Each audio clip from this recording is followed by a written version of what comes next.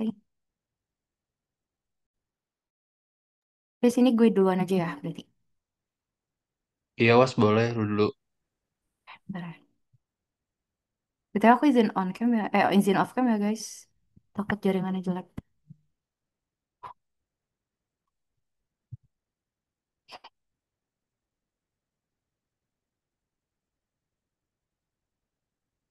Udah kelihatan belum ya?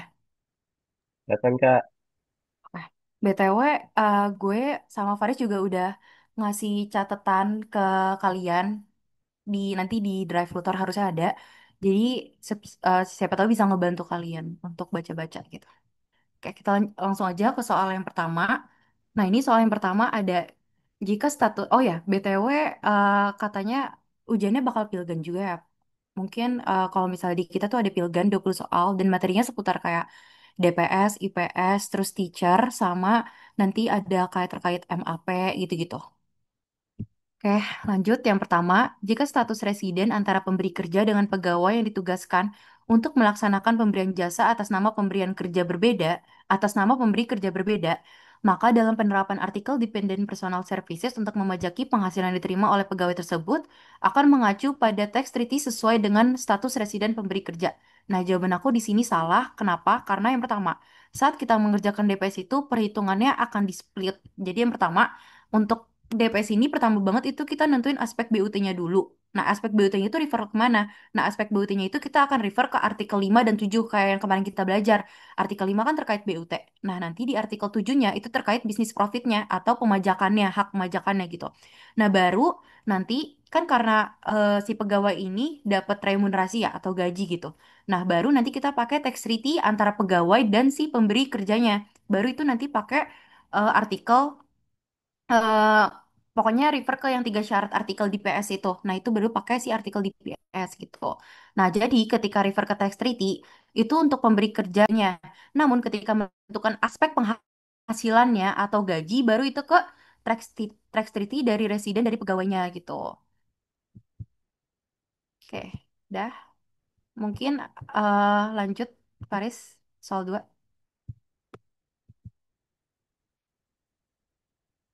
Oke, boleh di itu, Was. Soal 2. Nah, jadi pertanyaannya ini adalah, menurut teks treaty Indonesia Singapura, negara sumber memiliki hak pemajakan atas penghasilan.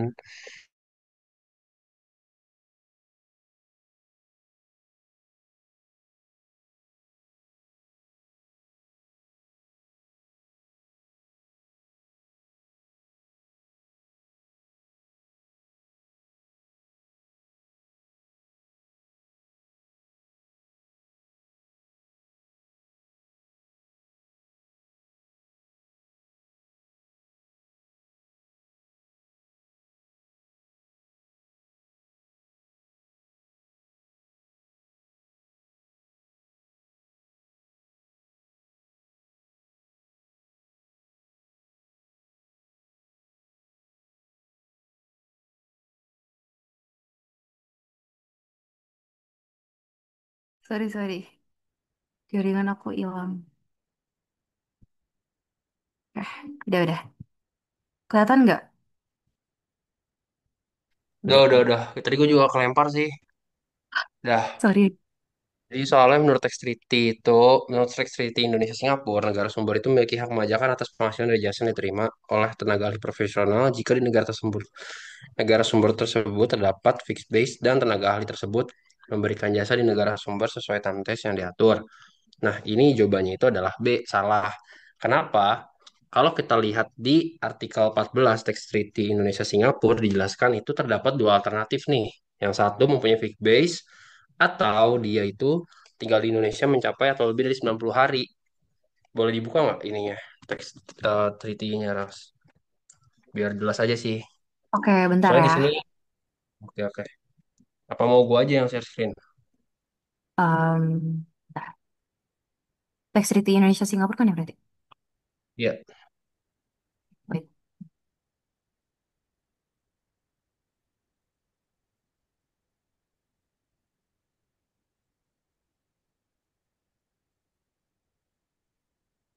kelihatan nggak? Belum. Nah, Oke, Coba ke artikel 14 ya deh. 14 ya. Iya, artikel 14.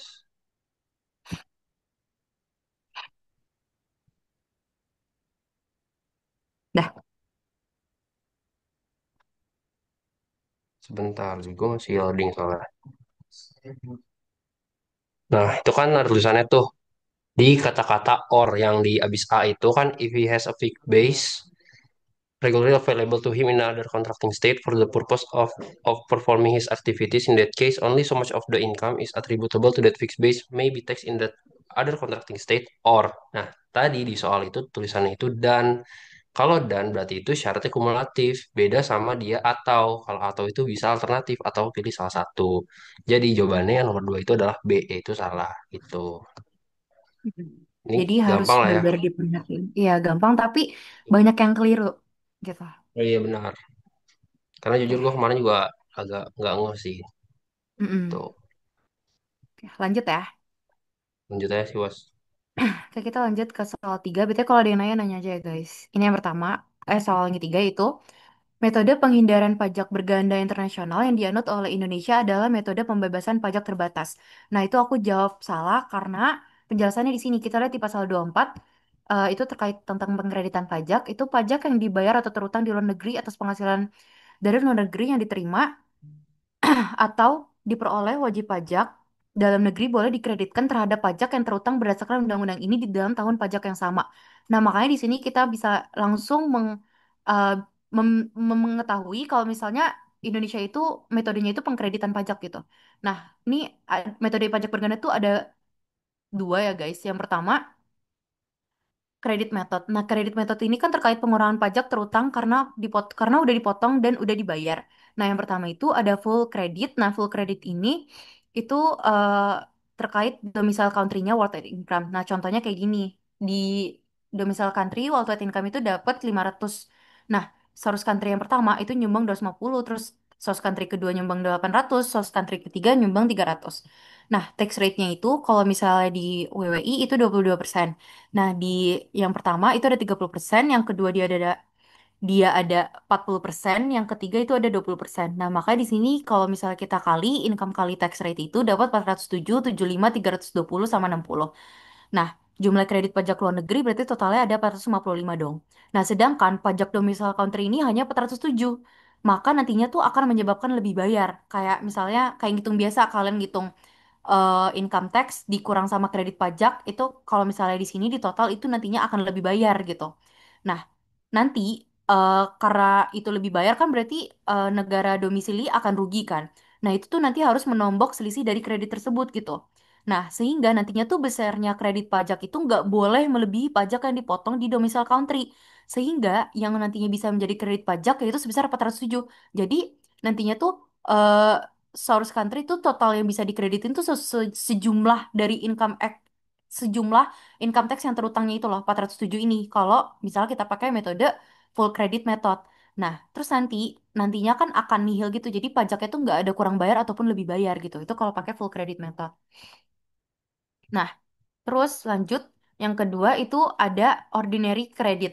Bentar, ini harusnya B, guys. Sorry. Nah, ordinary credit itu tidak memberikan seluruhnya untuk dikreditkan. Nah, kalau yang tadi kan income tax-nya itu dikreditinnya apa dari kredit pajaknya itu harus sejumlah yang di income tax gitu, biar nanti hasilnya akan nihil. Nah, kalau ordinary credit itu nggak boleh diberikan seluruhnya gitu. Nah, yang pertama ini ada per country. Nah, per country itu tuh contohnya kayak gini nih. Eh Domicile country worldwide income-nya kan 500. Terus source country-nya 250, 800, sama 300 gitu. Nah, tax rate ini juga sesuai. Terus habis itu income tax-nya tinggal dikali. Nah, batas kreditnya itu ngitungnya kayak gimana? Nah, ini batas kredit ini dapat 55, 176, 66. Itu dapat dari mana? Nah, ini cara-caranya tuh kayak gini. Kita cari dulu proporsi per negaranya itu berapa gitu. Nah, yang pertama kita cari penghasilan luar negeri. Jadi rumusnya itu PH luar negeri dibagi sama PHDN plus PHLN dikali PPH terutangnya. Nah, PPH terutangnya itu kan 407 kan. Nah, berarti negara satunya ini kita dapat 250 dibagi sama total penghasilannya 1850 dikali sama 407. Dapatlah 55. Nah, makanya di sini batas kreditnya itu boleh pakainya yang terkecil. Ini kan kita harusnya dapetnya 75 kan kredit pajaknya. Sedangkan di batas kredit ini kita harus pakainya yang paling kecil, makanya di sini pakai yang 55 gitu. Terus habis itu negara kedua itu dapatnya 320 kalau langsung dikali 40%. Nah, makanya di sini kita pakainya yang 176 gitu. Terus habis itu negara ketiga itu juga pakainya yang 60 pakainya yang 60. Kenapa? Karena setelah kita hitung batas kreditnya itu ternyata lebih besar dibanding kredit pajaknya yang dikali 20%. Makanya kita pakai yang 60 gitu. Jadi inti dari sini tuh kayak kalian harus cari batasnya dulu per negara, habis itu nanti dicari mana yang lebih kecil untuk nanti bakal dijadiin kredit pajak gitu. Nah, karena kredit itu hanya 297 total dari yang bisa dikreditin dan pajak dalam negerinya 407 kan, maka terjadi kurang bayar sebesar 110 gitu. Nah, kalau kita pakai per country itu nggak akan nihil hasilnya karena kita cari yang mana yang paling kecil, bukan sesuai sama income tax-nya gitu. Terus habis itu kalau overall, nah overall ini contohnya, jadi dia langsung semuanya gitu loh guys. Kalau ini kan kita cari per negara kan. Sedangkan kalau overall itu kita cari semuanya digabungin gitu. Nah, ini PHLN-nya itu 1350 itu jumlah dari sini nih. Terus PHDN plus LN, well, bentar, bentar. Nah, PHDN plus LN-nya itu jumlah dari yang sini. Ditumlahin dapat 1850. Nah, berarti income tax-nya 407, nih udah. Nah, batas kredit pajaknya gimana? Batas kredit pajaknya itu tinggal dikali kayak tadi aja sebenarnya. Cuman kalau ini kan jumlah seluruhnya gitu. Nih, nah ini batas untuk tiap negara. Harus sama semua ya, jadi 297 gitu. Nah, sehingga overall kreditnya adalah 432. 432 itu dapat dari mana? 75 ditambah 297 ditambah 60. Jadi lebih dari pajak yang dibayarkan di domicile country sehingga nanti hasilnya bisa jadi nihil di SPT gitu. Nah, tapi Indonesia itu nganut yang mana sih? Nah, Indonesia tuh nganutnya yang per country. Itu sesuai apa? Sesuai pasal 24 ayat 3 Undang-Undang PPH yang menyatakan adalah negara tempat badan. 4 ayat 3 nih. Dalam menghitung batas jumlah pajak yang boleh dikreditkan, sumber penghasilan ditentukan sebagai berikut. Nih, penghasilan dari saham ini, terus ini.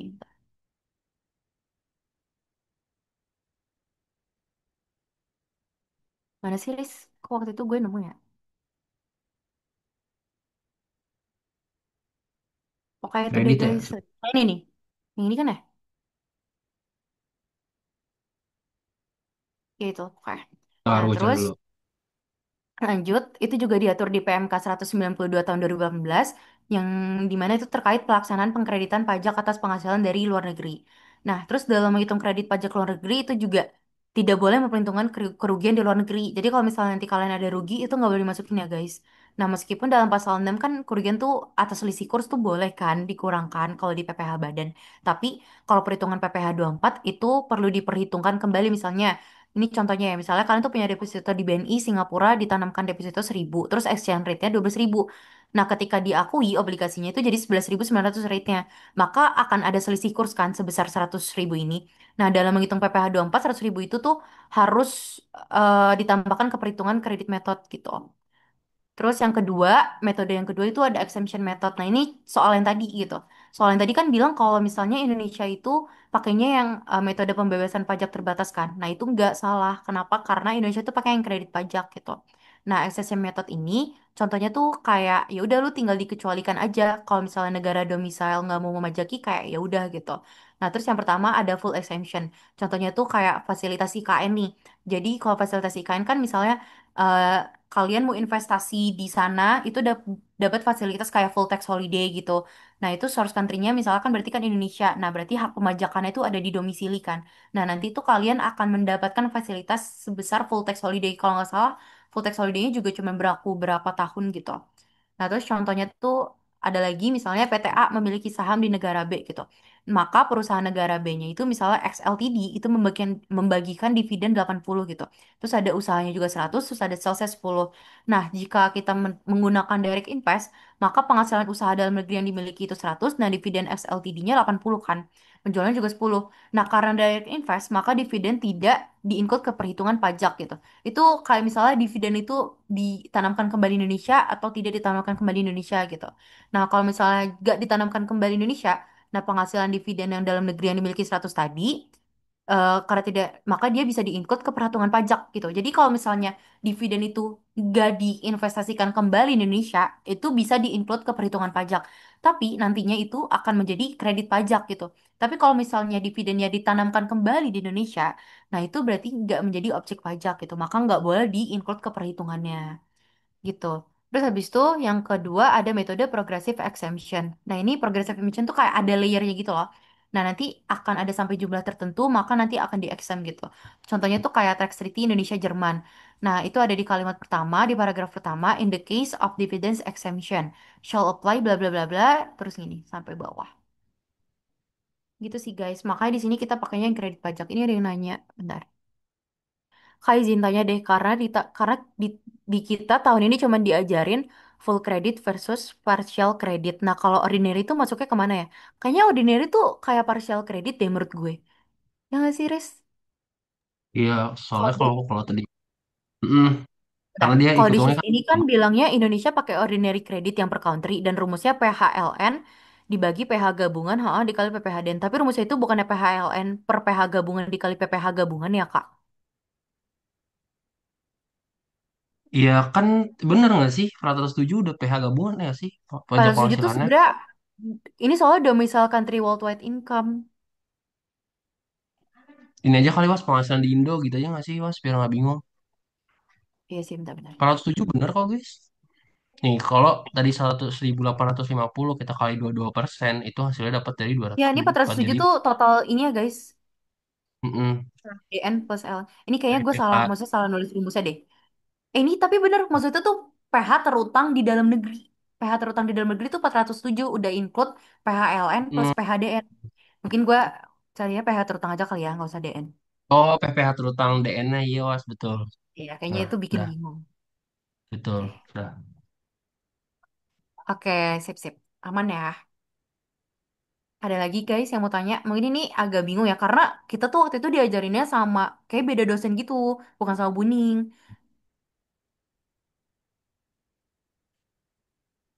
Oke, lanjut aja kali ya. Kalau ada yang nggak nanya. Kalau nggak ada yang nanya. Riz, Oke, lanjut ke soal 4.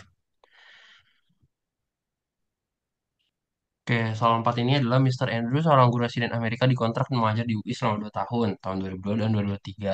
Ia menandatangani perjanjian bahwa selama mengajar di UI tidak akan mengajar di tempat lain. Nah, pada awal tahun 2023, ia pulang ke negara sendiri nih, karena ada suatu urusan selama 1 bulan. Lalu kembali lagi mengajar di UI. Nah, perlakuan pengajaknya gimana sih? Oke, jawabannya itu B. Boleh lihat penjelasannya di bawah. Coba scroll dikit bawah. Oke, kan kalau misalkan kita merujuk ke artikel, maka kita merujuk ke artikel teacher sama ini kan researcher di Tax Treaty Indonesia US. Nah, itu kita bisa tandain dari kata from his date of arrival in that other state, an individual shall be entitled to the benefits of this paragraph only once. Nah, tadi di soal dikatakan bahwa dia itu sempat balik ke negaranya tuh pas tahun awal 2023. Nah, artinya pas dia balik lagi ke Indonesia, itu kan udah jadi arrival dia yang kedua. Nah, makanya dia itu udah nggak bebas pajak lagi di tahun 2023 gitu, guys. Karena tahun 2022 adalah kunjungan pertama Mr. Andrew sehingga berhak atas pembebasan pajak selama tidak lebih dari 2 tahun. Namun ketika Mr. Andrew pulang ke negaranya dan kembali lagi ke UI setelah 1 bulan, maka kunjungan tersebut dianggap sebagai kunjungan kedua sehingga tidak lagi mendapat pembebasan di tahun 2023 itu. yes. Ini jujur teacher tuh agak tricky sih guys. Betul. Ada yang mau nanya mungkin di sini? Harusnya Kalau clear lah kita ya. kecepatan bilang aja ya guys. Sorry Iya, benar. kalau agak nge-rap. Lanjut ya. Lanjut sih, Was. Aman sih so far. Udah, gue lanjut ya. Udah pada jago kayaknya Riz. Biar pada 100 lah ntar. Amin amin ya. Lanjut ya. Ini yang kelima itu Mr. Chen Chen, seorang lawyer residen Singapura, dibuktikan dengan COD yang diterbitkan oleh otoritas pajak Singapura, dikontrak nih oleh Hotel Mahakam untuk memberikan jasa legal selama 65 hari di Indonesia dengan fee sebesar 300 juta. Nah, perlakuan pajak atas penghasilan yang diperolehnya berdasarkan tax treaty Indonesia Singapura adalah sebagai berikut. Nah, kalau soal kayak gini, itu ngacunya terhadap artikel terkait Independent Personal Services. Nah, kenapa pakai artikel itu gitu? Kenapa nggak pakai DPS, Kak? Gitu. Kata kuncinya di sini nih. Mr. Chen, seorang lawyer residen Singapura, dikontrak oleh Hotel Mahakam untuk memberikan jasa legal. Nah, jadi perbedaan antara DPS, IPS, sama teacher. Kalau teacher itu pasti yang ngundang institusi pendidikan, kecuali nanti Singapura. Nah, sedangkan kalau misalnya DPS, ibaratnya kayak nih gue itu disuruh sama eh, kantor lain untuk ngasih jasa. Jadi gue tuh disuruhnya bukan atas kemauan atas bukan bukan atas personal tapi atas kantornya gitu loh. Jadi gue atas institusinya gitu. Sedangkan kalau IPS itu ya udah gue personal. Jadi gue dikontrak langsung sama perusahaannya, bukan atas nama perusahaannya. Kayak gitu pembedanya guys. Makanya di sini karena Mr. Chen seorang lawyer residen Singapura langsung dikontrak nih sama si Hotel Mahakam. Makanya dia pakainya EPS gitu. Terus karena dia tax rate di Indonesia Singapura, makanya kita langsung lihat artikel 14-nya nih terkait EPS. Nah, jadi intinya nature dari artikel IPS terkait pekerjaan profesional secara individual, individual. Nah, IPS ini hak pemajakannya itu selalu di negara domisili atau negara bersangkutan. Tapi bisa dikenakan di negara lain atau negara sumber kalau misalnya kita tuh memenuhi syarat alternatif yang kayak gini nih. Yang pertama, dia itu punya fixed base. Yang kedua, dia itu punya memenuhi time test sama dengan atau melebihi 90 hari dalam jangka waktu dimulai atau berakhirnya suatu tahun fiskal. Jadi syaratnya itu nggak kumulatif. As long as dia udah memenuhi, berarti ya udah dia termasuk bisa dipajaki di negara sumber gitu. Nah, terus pada kasus ini, Mr. Richard itu kan cuma dikontrak selama 65 hari, alias nggak memenuhi time test dong. Terus di soal juga dia nggak ngasih tahu kalau dia itu nggak punya fixed base atau tempat tetap gitu di negara yang bersangkutan, di negara sumbernya. Makanya di sini negara sumber itu nggak memiliki hak pemajakan karena dia nggak memenuhi salah satu syarat di atas, sehingga hak pemajakan itu ada di negara domisili. Makanya untuk jawabannya itu yang A. Hotel Mahakam tidak wajib memotong pajak atau apapun atas penghasilan dari Mr. Chen Chen gitu guys. Kalau fixed base itu apa aja ya contohnya? Apakah hotel termasuk? Soalnya aku lupa Buning waktu itu bilangnya apa. Fixed base itu sebenarnya lebih ke dia tuh punya tempat tetap gitu loh. Kayak nih, kalau BUT kan kita punya yang namanya fixed place kan. Nah, kalau misalnya dijalankan oleh orang pribadi tuh kayak misalnya dia punya fixed base gitu, dia nggak akan pindah-pindah gitu kayak ya udah dia punya rumah, punya apa gitu. Itu di fixed base kayak gitu di situ. Paham nggak yang nanya? Jadi fixed base tuh kayak tempat tetap di mana dia Pokoknya bekerja tempat gitu tetap sih. ya kayak dia menjalankan bisnisnya itu di situ gitu. Kak sorry tadi ketinggalan. Cara bedanya tadi kalau di PS sendiri tadi apakah kalau teacher kan institusi pendidikan, kalau IPS langsung dari perusahaan. Kalau kalau di PS itu kalian itu dikontraknya dari perusahaannya. Jadi misalnya perusahaan tuh nyuruh kalian gitu, bukan kalian dikontrak langsung. Ngerti gak? Iya, nanti juga ada kok soal selanjutnya Iya kalau nanti ada masih kok bingung. penjelasannya. Mm-mm. Gimana ya? Nih, mana sih? Bukan nih. Ini masih IBS. Nih, ini contohnya nih. Misalnya, Mrs. Gloria tuh sebagai guru mengajar atas penugasan dari si XYZ College. Jadi, si Gloria ini tuh mengajar tapi atas dasar suruhan dari XYZ College. Nah, itu berarti pakai artikel DPS. Tapi, kalau misalnya nih, Mrs. Gloria secara personal dikontrak langsung oleh Universitas Indonesia. Itu sebenarnya bisa masuk ke ini juga sih, ke artikel teacher. Atau enggak, Mrs. Gloria secara personal dikontrak langsung oleh government apa gitu. Nah, itu pakai IPS. Tapi kalau misalnya Mrs. Gloria diundang langsung oleh institusi pendidikan, itu baru pakai artikel teacher. Gitu, guys. Jadi pembedaannya, kalau teacher tuh diundangnya sama institusi pendidikan, itu berarti langsung ke teacher. Tapi kecuali Singapura ya. Singapura itu nanti ada pembedaannya, nanti ada soalnya. Tapi kalau misalnya dia misal diundang sama institusi lain selain institusi pendidikan, berarti itu pakai IPS gitu. Oh, kalau misal dia jalanin kerjaannya di satu hotel aja gitu, apakah termasuk fixed base? Fixed base? Dia jalanin kerjaannya di satu hotel. Oh, Iya, Kak, berarti itu bukan fixed base gak sih, Riz? maksudnya coba kan yang penting Nih, ada kerja dia tetap gitu kan di mana dia kerjanya. nah, terus dia nanya, Kak, berarti in this case fixed base-nya tuh Hotel Mahakam kah? Enggak juga, dia kan cuma ngerjain Gak jasa juga, buat setahu gue Hotel tuh, Mahakam. dia tuh cuman ngerjain jasa buat Hotel Mahakam gitu loh guys. Hmm, Bukan berarti dia stay di hotel itu. betul. Ngerti Kan gak? nggak ada keterangannya, itu dia. Oh, nggak ada keterangan dia tuh bakal stay di hotel itu untuk berapa lama tuh nggak ada gitu. Atau enggak kayak misalnya keterangannya tuh dia stay di hotel itu tuh untuk menjalankan aktivitas bisnisnya gitu. Tuh nggak ada keterangan gitu loh di sini. Jadi makanya di sini agak rancu soalnya jadi kayak dia nggak bisa dibilang fix base-nya tuh di hotel Mahakam itu sih guys. Terus ini ada yang bilang kalau hotel nggak masuk berarti kan ya kak karena sifatnya kan bayar dulu baru dapet kan kak kan kak nggak yang selamanya available. Iya bener. Hotel tuh nggak selamanya available. Jadi kayak kalian mau stay di hotel kan berarti harus bayar dulu. Kalau gue sih mikirnya gitu ya. Kak buat perlakuan pajak yang IPS tadi berarti PPh enam kah kak karena dia SPLN. Iya betul. Eh enggak. Dia nggak wajib memotong apapun. Tergantung. Karena Oh, kirain udah hituan. kenapa Riz? Kalau misal dia bisa IPS, berarti benar jatuhnya kena Iya tapi kalau SPLN. misalnya di IPS iya kena PPh enam tapi kalau yang di soal ini dia nggak kena. Oh ya, oke. Fix base tuh berarti kayak kantor. Riz katanya kayak gitu. Sebenarnya bisa dibilang, Fixed base itu apa ya? iya kantor. Pokoknya tempat di mana dia menjalankan aktivitas bisnisnya. Tapi for a long Tuh. term gitu loh. Selama di tempat itu ada aliran dana, makanya dia bisa dikatakan fix base. Menghasilkan revenue gitu.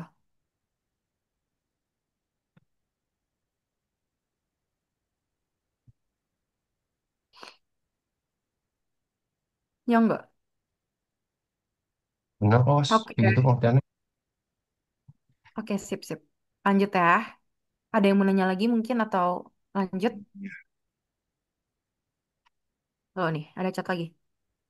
Kak, di treaty ini kan cuman ngawur hak pemajakannya ya. Kalau besaran tarif itu ngacak ke domestik apa gimana? Hah? Benar, Oh, Kak, benar. di treaty kan cuman ngatur hak pemajakan ya. Kalau besaran tarif itu iya, jadi treaty itu sebenarnya nggak ada ngatur terkait tarif, guys. Treaty itu cuman membatasi hak pemajakan, bukan berarti dia ngatur tarifnya itu berapa lanjut gitu. Berapa Tuh. banyak gitu. Itu balik lagi ke UU domestik gitu. Cuman kan di treaty Nah, diatur hak pemajakannya itu berapa, either 50% kah atau berapa gitu-gitu. Oke, paham. Oke, lanjut ya. Soal 6. Riz. soal 6. Oke, jadi ini ada soalnya itu Mr. Chong, seorang konsultan residen Singapura, dikontrak untuk memberikan jasa kepada beberapa perusahaan.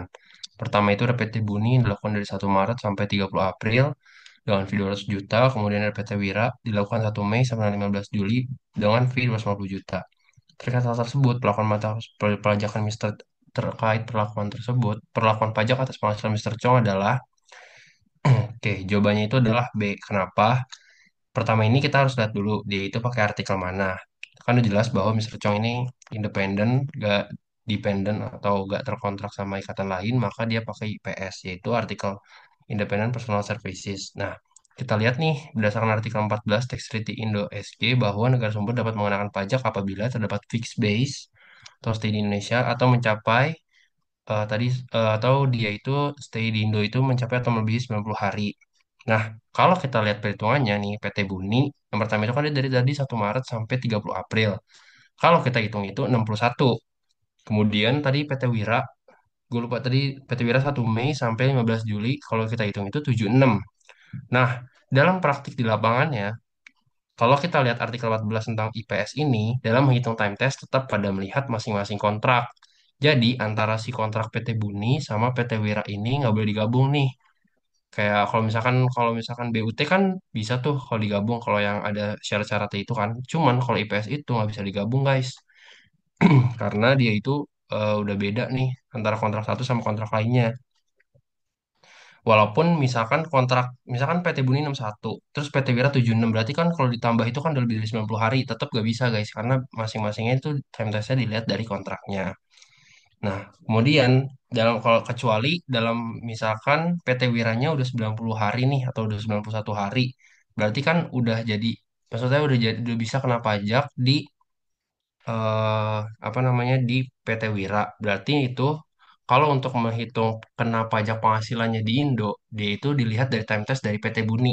Paham nggak? Kayak misalkan PT Wira nih IPS-nya masuk nih udah dari 91. Nah, terus kemudian kan dia berarti kena pajak dong. Nah, untuk menentukan statusnya, kita lihat dari dia pertama kali di Indonesia, yaitu dari PT Buni. Tuh. Makanya kalau dari mengacu soal ini, dia itu nggak kena potong oleh PT Buni sama PT Wira karena itu tadi, dua, yaitu yang pertama itu kontraknya nggak digabung. Terus kalau kita lihat time testnya, benar nggak ada yang nyampe 90 hari. Gitu. Jadi, atas penghasilan yang tidak Mr. Chong ini, tidak dikenakan di PT Buni sama PT Wira. Gitu. Paham nggak?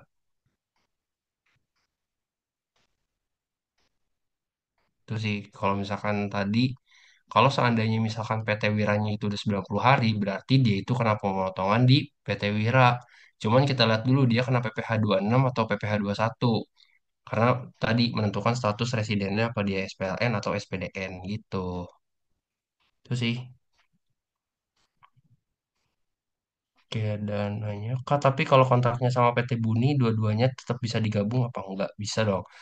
Kalau dia sama-sama kontrak sama PT Buni, jadi bisa digabung nih selagi dalam jangka waktu 12 bulan itu.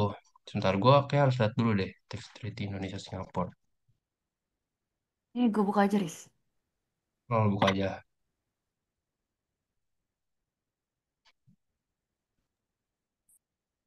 Wait. Ah, Coba ke artikel 14-nya, Mas. ini. Hmm, Kelihatan nggak? nah, oh, ending in the fiscal year. Pokoknya berarti bisa digabung selagi masih masuk dalam tahun fiskal. Fiskal year tuh 12 bulan apa yang 1 tahun itu ya, Mas? Apa yang sampai Desember Fiscal doang year. ya? Fiscal year tuh 12 iya sampai Desember doang. Kecuali 12 months. Oh iya, oke. Berarti kalau fiscal year itu berarti sampai misalkan 1 Desember gitu aja sih, guys. Pokoknya sesuai tahun pajaknya yang berlaku. Nah, ya itu, betul. Bingung nggak? Atau ada yang masih kurang paham nggak?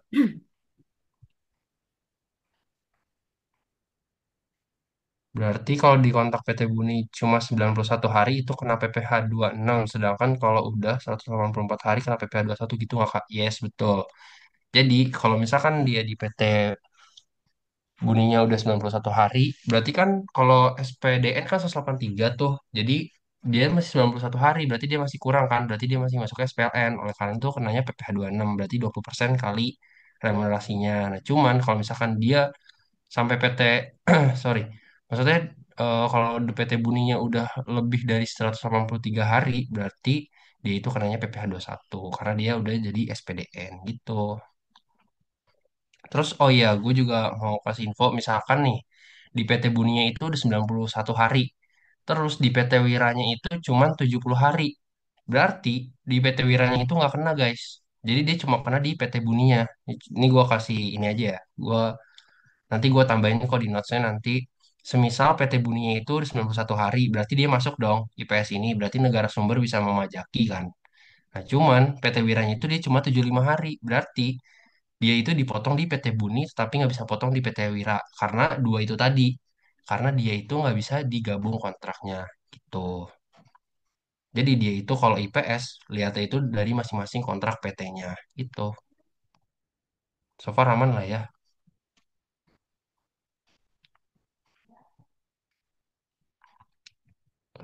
Kalau misal dia kontrak PT Buni pertama itu 90 hari, terus kontrak kedua di PT Buni 70 hari. Nah, itu di kontrak kedua bisa dengan pajak atas 70 atau 120. Bisa digabungkan nggak sih, Was? Kalau misalkan Kalau masih sama kontrak. Kalau misalkan PT Buni 61, terus nanti dia ah, dikontrak PT Buni lagi, tapi misalkan nih April, terus nanti di bulan Juninya dia dikontrak PT Buni lagi, dan itu udah nyampe 90 hari, berarti selama dia ini bisa sih, dikenakan selama penerima jasa gitu. sama, pemberi jasa sama, terus dalam jangka waktu 12 bulan gak Nah, sih? itu Iya kan? dia. Dalam IPS, jangka, kalau tunggu. di si artikel 14 sih bilangnya dalam fiskal year ya, guys. Tuh. Iya, itu bisa digabung. Gitu guys. Tuh. Aman kah?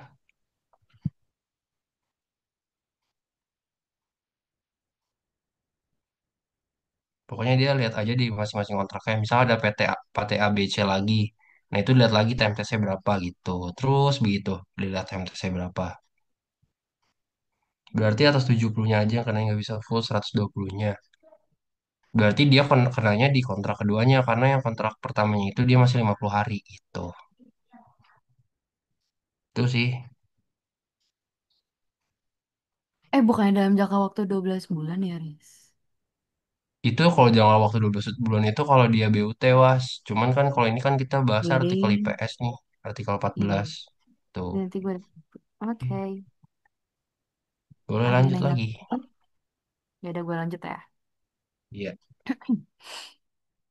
Soal 7, yang pertama, soal 7, Mr. Hendrik, seorang guru residen Singapura, diundang atau dikontrak nih untuk mengajar di Kementerian Pemajakan atas penghasilan tersebut akan mengacu pada artikel teacher dan researcher. Nah, itu benar. Kenapa? Jelasannya, untuk mengerjakan ini, itu kita mengacu terhadap artikel mengenai teacher and researcher. Nah, kalau misalnya artikel teacher itu ada namanya fasilitas pembebasan perpajakan, guys. Cuman kalau IPS sama DPS itu nggak punya kan. Tapi kalau di artikel teacher nih kita dapat nih. Nah, itu pembebasan pajaknya berapa tahun? Selama 2 tahun. Tapi ada syaratnya kalau semata-mata dia itu cuma ngajar pada institusi yang bersangkutan atau cuman kepada satu institusi, nggak boleh main mata, nggak boleh ngajar di tempat lain gitu. Jadi misalnya dia diundang ke Kementerian Perpajakan, ya udah dia harus ngajar di situ aja. Semisal nanti dia main mata gitu, itu bakal gugur gitu loh fasilitasnya gitu. Nah, itu diberlakunya kapan? Itu sejak kedatangannya. Nah, itu udah bisa dibebaskannya dan diberlakukan cuma sekali kedatangan aja. Gitu, sekali kedatangan pertama kontrak gitu-gitu. Oke, lanjut. Khusus nah, tapi kan kalau misalnya skemanya eh, yang lain teacher yang lain itu kalau diundang sama institusi pendidikan kan. Nah, sedangkan kalau di Singapura itu tuh ada perbedaan nih. Jadi, kalau pas kita pakai Singapura di Treaty lama, itu memang kalau misalnya diundang sama institusi pendidikan baru pakai eh, artikel teacher gitu. Tapi di Treaty Singapura baru masuk artikel teacher itu setelah dia itu diundang oleh government atau kementerian gitu. Nah, makanya di sini soal ini tuh jawabannya bener gitu karena dia diundang sama Kementerian Permajakan itu berarti diundang sama government kan. Nah, berarti di sini jawabannya itu yang benar gitu. Nah, kapan sih berlakunya itu? Berlakunya itu setelah tahun 2020. Nah, mulai dari tahun 2020. Nah, sebelum tahun 2020 itu masih pakai Treaty Singapura yang lama gitu, guys. Gampang sih ini. Ada yang mau nanya nggak? Kalau nggak ada, kita lanjut aja ya. Chris. Oke, boleh lanjut was.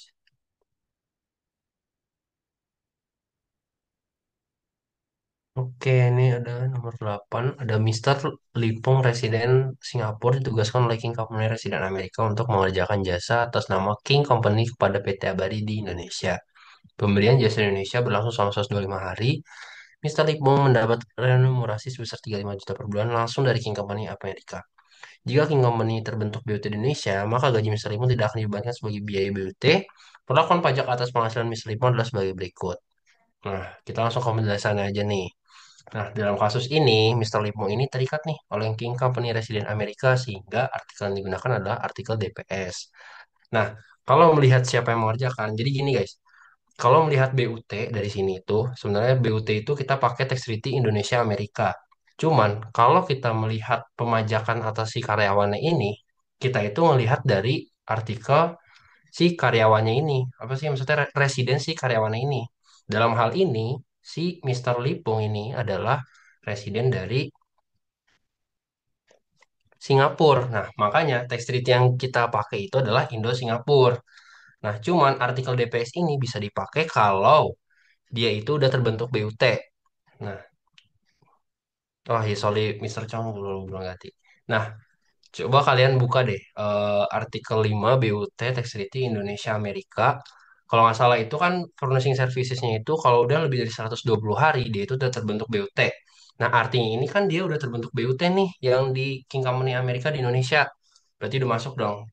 Jadi artinya karena dia sudah terbentuk BUT, artikel CDPS ini bisa digunakan. Nah, setelah kita melihat residensi karyawan ini atau Mister Lipung atau dia itu residen Singapura, maka kita pakai tax treaty Indonesia Singapura. Tuh. Nah, di artikel ini, nah di ini bisa nggak dikenain pajak asal ada tiga syarat. Ini kalau kita lihat di tax treaty Indo Singapura ya, syarat kumulatifnya itu yang pertama ada hadir di negara lain atau hadir di Indonesia tidak lebih dari 183 hari dalam jangka waktu 12 bulan. Kemudian dibuat yang kedua dibayar oleh pemberi kerja yang bukan residen Indonesia. Kemudian yang ketiga, was boleh ke bawah.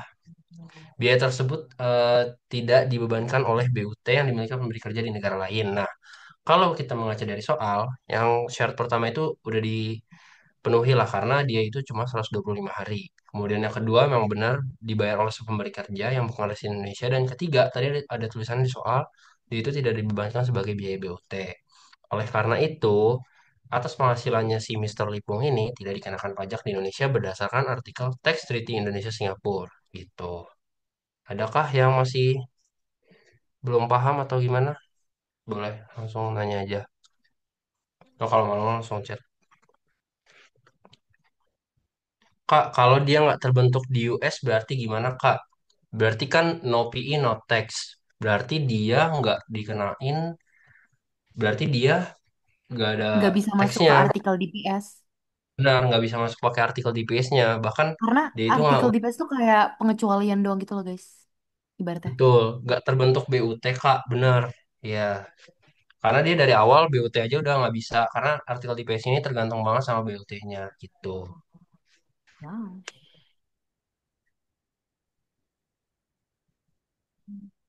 Oke, sama-sama. Ada yang mau nanya Boleh nggak? guys? Tanya aja sih daripada sebelum nanti ujian bingung, guys. Real. Mending kalian.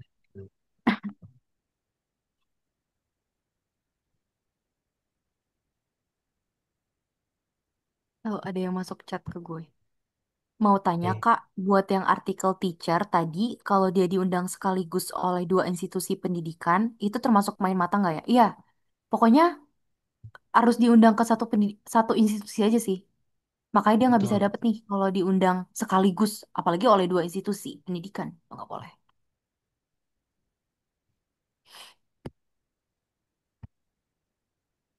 Oke, lanjut sih. Kak, mau Kayak udah make aman. sure. Berarti kalau IPS nature-nya dipajakin di negara domisili, tapi kalau di DPS nature-nya dipajaki di negara sumber. Betul. Ya, betul Besti. Betul. Asalkan syarat tiga itu dipenuhi, guys. Ya, Biar nggak selama kena syarat tiga ini dipenuhi, baru dia bisa dipajaki di negara sumber, ya kan? di negara domisili. Eh, Eh, iya dong. oh iya, Benar, maksudnya di syarat negara ketiga domisili. ini dipenuhi, berarti Hmm, dia bisa dipajaki di negara domisili gitu. Kak, betul. sorry tadi ketinggalan. Berarti maksudnya kalau nggak ada BUT nggak bisa pakai artikel DPS juga apa gimana? Iya, jadi kayak kalian nggak ada BUT, ya udah nggak berarti kan kalau DPS itu ngacunya ke BUT kan. Dah, DPS Mm-mm, ini kalau kalian nggak ada BUT ya ya udah berarti dia langsung dipajaki di negara domisili gitu guys. betul. Soalnya kalau DPS tuh lebih ke ngeliat Iya. hak pemajakan untuk remunerasi gajinya itu loh. Sedangkan syarat dari DPS tuh ini ibaratnya kayak time testnya aja di BUT nggak terpenuhi gitu. Apalagi Benar. remunerasinya itu.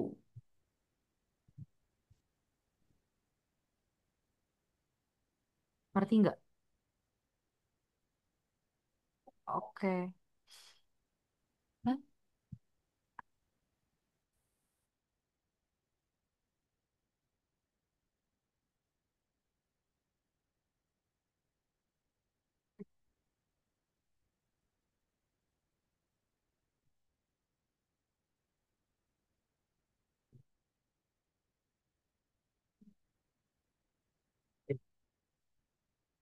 Udah kali ya, Was. Boleh lanjut aja sih, Was. Kayak udah nggak ada yang nanya lagi. Ini tadi ada yang nanya, tapi gue takut dia belum, soalnya dia belum bilang paham atau makasih gitu loh. Gue takut kayak dia belum paham.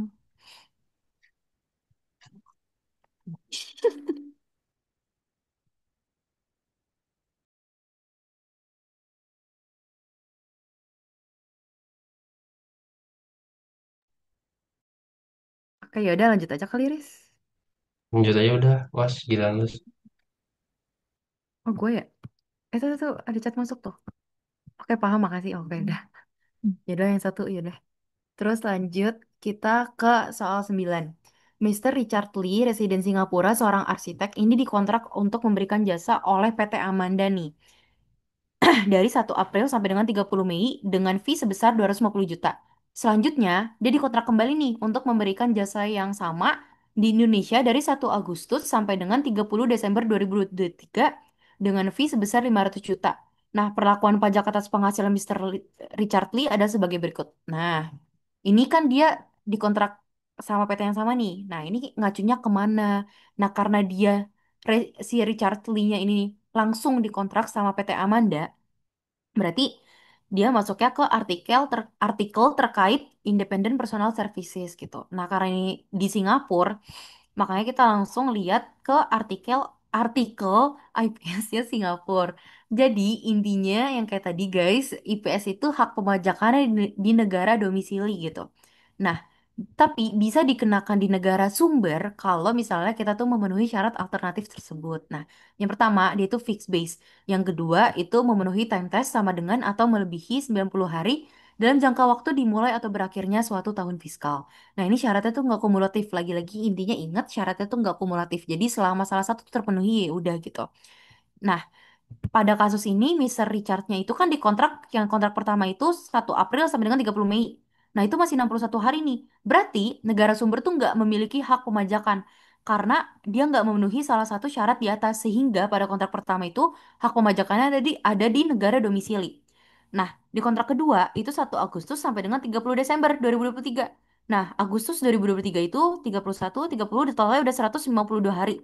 Sedangkan itu di soal itu amounting or exceeding berarti boleh sama dengan atau melebihi 90 hari. Nah, kontrak kedua itu udah memenuhi nih salah satu syaratnya, yaitu syarat yang time test. Maka dari situ, negara sumber atau Indonesia memiliki hak pemajakan. Nah, untuk menentukan pajak apa sih yang dikenain gitu, apakah PPh enam atau PPh satu gitu. Nah, kita bisa ngelihat dari syarat yang di sini nih. Lebih dari 183 hari dalam jangka waktu 12 bulan, pemberi jasanya sama, penerima jasanya sama. Nah, yang pertama, dia itu lebih dari 183 hari enggak? Nah, karena dia itu pemberi jasanya sama, makanya bisa digabung, guys. 152 sama si 61 hari ini. Nah, makanya di sini terpenuhi nih. Terus yang kedua, nah karena dia juga masih dalam jangka waktu 12 bulan kan, dari April 2023 ke Desember 2023 gitu. Terus habis itu pemberi jasanya sama, sama-sama PT Amanda gitu. Terus habis itu penerima jasanya juga sama, sama-sama Mr. Richard Lee. Maka dari itu syarat kumulatifnya terpenuhi dong ketiga ini. Berarti sehingga Indonesia tuh punya hak pemajakannya memotongnya PPh satu bukan lagi PPh enam gitu karena udah termasuk ke WPDN. Gitu guys. Ada yang mau tanya? Kak, ini seharusnya 90 hari aja nggak sih bukan 183 hari? Karena kalau 183 jatuhnya kayak BUT. Menurut gue sih tetap 183 hari ya, karena dia itu untuk menentuin hak pemajakannya kena PPh satu atau PPh enam. Menurut lo gimana, Riz? Gimana gimana Mas tadi pertanyaannya? Kak, ini seharusnya 90 hari aja nggak sih, bukan 183. Kalau 183 jatuhnya kayak BUT. Terus 90 hari itu cuma buat menentuin hak pemajakannya dia gitu loh. Sedangkan kalau ini tuh untuk menentuin pemajakannya dia tuh kena PPh enam atau 21. Kalau menurut gue gitu ya. Betul, betul, betul, betul. Ternyata dari time testnya itu guys, dari yang Iya, awal jadi dia kayak datang. yang syarat ini loh, syarat yang di pasal 2 ayat 3 deh kalau nggak salah, yang lebih dari Hmm. 183 hari dalam jangka waktu 12 bulan itu udah termasuk ke SPDN gitu guys. Makanya di sini kita kenanya PPh satu gitu. Hmm. Kalau misalnya dia belum lebih dari 183 hari gitu. Tapi pemberi jasanya sama, penerima jasanya sama, tetap aja dia kenanya PPh enam. Iya, betul. Aku baru ngeh juga ternyata kalau IPS itu kalau udah 90 hari aja langsung boleh hak pemajakan negara sumber. Iya betul. Nggak harus lebih. Hmm, Heeh, betul. Karena di betul. treaty-nya pun bilangnya nih, amounting to or exceeding in the aggregate 90 days, 90 days gitu. Betul. Jadi mau dia melebihi atau sama dengan itu udah hak pemajakannya bisa di negara sumber. Gitu guys. Betul. Gimana Mister Chong? Apakah ada? Miss Richard. Oh iya, kenapa sih gue nyata Mister Chong mulu? Oke, lanjut. Lanjut ya. Kalau ada yang mau nanya, boleh aja guys. Lanjut, Tris. Oke, lanjut ke soal 10. Sebentar guys. Nomor 10 itu Miss Kelly, seorang guru di Amerika Serikat diundang untuk mengajar pada Pusdiklat, Direktorat Jenderal Pajak, dengan mendapat remunerasi sebesar 35 juta. Nah, sesuai dengan teks written yang berlaku, maka dia itu mengacu kepada artikel Teacher and Researcher. Nah, ini jawabannya salah. Kenapa? Karena kalau misalkan kita mengacu nih, kalau kita buka artikel 20 teks written Indo-Amrik, kan itu tulisannya tuh an individual who is a resident of contracting state immediately before making a visit to other contracting state and who at the invitation of university, college, school, or other similar education institution. Nah, kan berarti kalau di Tax Treaty Indo-Amerik itu kan dia bisa dibilang artikel teacher and researcher kalau dia itu diundang sama universitas, sekolah, atau institusi pendidikan. Nah, kalau kita lihat di soal, dia itu diundang sama Pusdiklat DJP. Berarti kan dia itu bukan institusi pendidikan nih, si DJP. Nah, jadinya si Miss Kelly ini nggak bisa pakai artikel, sorry, nggak bisa pakai teks, nggak bisa, iya, nggak bisa pakai artikel teacher and researcher. Harusnya dia itu pakai artikel IPS. Karena dia itu diundang bukan dari institusi pendidikan, melainkan diundang oleh si DJP gitu. Ada yang belum paham nggak? Sebenarnya gitu aja sih. Kalau artikel teacher tuh kayak tadi ada pembedaan. Misalkan di Amerika itu dia diundang oleh institusi pendidikan. Nah, cuman diperhatiin lagi kalau soalnya Singapura diundangnya itu sama government atau pemerintahan gitu. Nah, misalkan ini soalnya Miss Kelly ini guru residen Singapura, dia itu benar pakai artikel teacher and researcher karena dia itu diundangnya sama government itu guys. Ada yang paham nggak? Ada yang apa? Ada yang nggak paham nggak?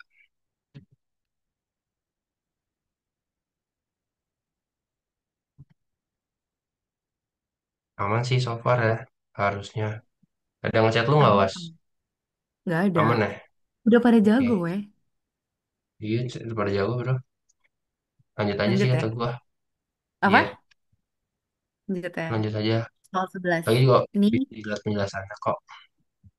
kenapa? Kalau masih bingung bisa lihat di penjelasannya kok. Oh, ya. Oke, lanjut. Soal 11 ini agak complicated nih baru nih menurut gue. Mrs. Victoria, seorang guru residen Amerika Serikat dikontrak untuk mengajar pada UPH selama 1 tahun dari tanggal 1 Januari 2000, 1 Januari sampai dengan 31 Desember 2023. Setelah kontrak habis, yang bersangkutan pulang nih ke negaranya. Nah, karena kinerjanya baik, maka UPH nih kembali mengontrak Mrs. Victoria untuk periode 10 Januari sampai dengan 31 Desember 2024 dengan honor yang sama besarnya, yakni 30 juta per bulan. Nah, selama dikontrak oleh UPH, Mrs. Victoria sepenuhnya hanya mengajar di UPH tersebut. Nah, perlakuan perpajakannya adalah sebagai berikut. Nah, kita lihat dulu nih. Untuk mengerjakan ini, maka mengacunya terhadap artikel mengenai teachers and researchers. Nah, BTW ini yang tadi ya. Ini kayaknya salah harusnya taruh di depan. Cuman ini untuk pembeda nih, mana dia pakai artikel IPS, DPS, atau teacher gitu.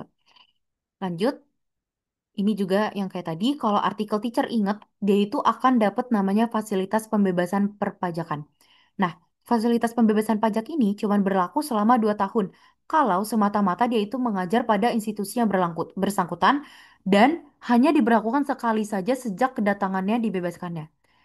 Nah, kita lihat nih di artikel 20 paragraf 1 Tax Treaty Indonesia Amerika Serikat tentang Teacher and Researcher. Nah, sesuai dengan artikel 20 paragraf 1 Tax Treaty Indonesia Amerika tentang teacher, maka dalam kasus ini Mrs. Victoria telah memenuhi semua persyaratannya tersebut, yaitu syarat yang kumulatifnya ini. Yang pertama, pada tahun 2023, Mrs. Victoria hanya semata-mata mengajar di UPH, yaitu universitas yang mengundangnya. Ini sesuai dengan kalimat yang an individual bla bla bla bla ini, institution. Nah, yang kedua, kontrak mengajar di Universitas UPH ini tidak melebihi 2 tahun sejak datang ke Indonesia, yaitu tepat 1 tahun atau selama 365 hari sejak tanggal 1 Januari 2023 sampai 31 Desember 2023. Ini sesuai kata-kata yang teaching or research for a period not exceeding 2 years from his date, bla bla bla. Terus yang ketiga, Mrs. Victoria belum pernah memanfaatkan fasilitas bebas pajak sebelumnya dan dalam kasus ini merupakan yang pertama kali. Jadi dia kan di kontrak pertama itu kedatangan pertama kan, berarti belum pernah menggunakan si fasilitas pembebasan pajak ini gitu. Makanya dia baru pertama kali menggunakan. Nih, ada kata-katanya only once. Nah, kemudian Mrs. Victoria nih datang lagi ke Indonesia dan kembali dikontrak oleh institusi yang sama UPH. Walaupun dia itu cuma dikontrak oleh institusi yang sama, berarti kan dia nggak main mata nih. Nah, tapi sesuai dengan fasilitas pembebasan yang diberikan, itu cuma berlaku sekali semenjak kedatangan pertama. Dan sesuai kontrak yang berlaku, itu sesuai dengan kata-kata yang only once. Berarti, itu tuh cuman si Mrs. Victoria ini cuman dapat pembebasan pajak itu pas di tahun 2023 atau di kontrak pertama. Nah, di kontrak kedua itu dia nggak dapat. Kenapa? Karena dia itu kedatangan kedua gitu, bukan kedatangan pertama. Sebelumnya berarti dia udah pernah menggunakan fasilitas pembebasan pajak kan. Nah, makanya di sini dia nggak boleh pakai fasilitas pembebasan pajak lagi di kontrak kedua gitu. Terus, status residen itu apa sih?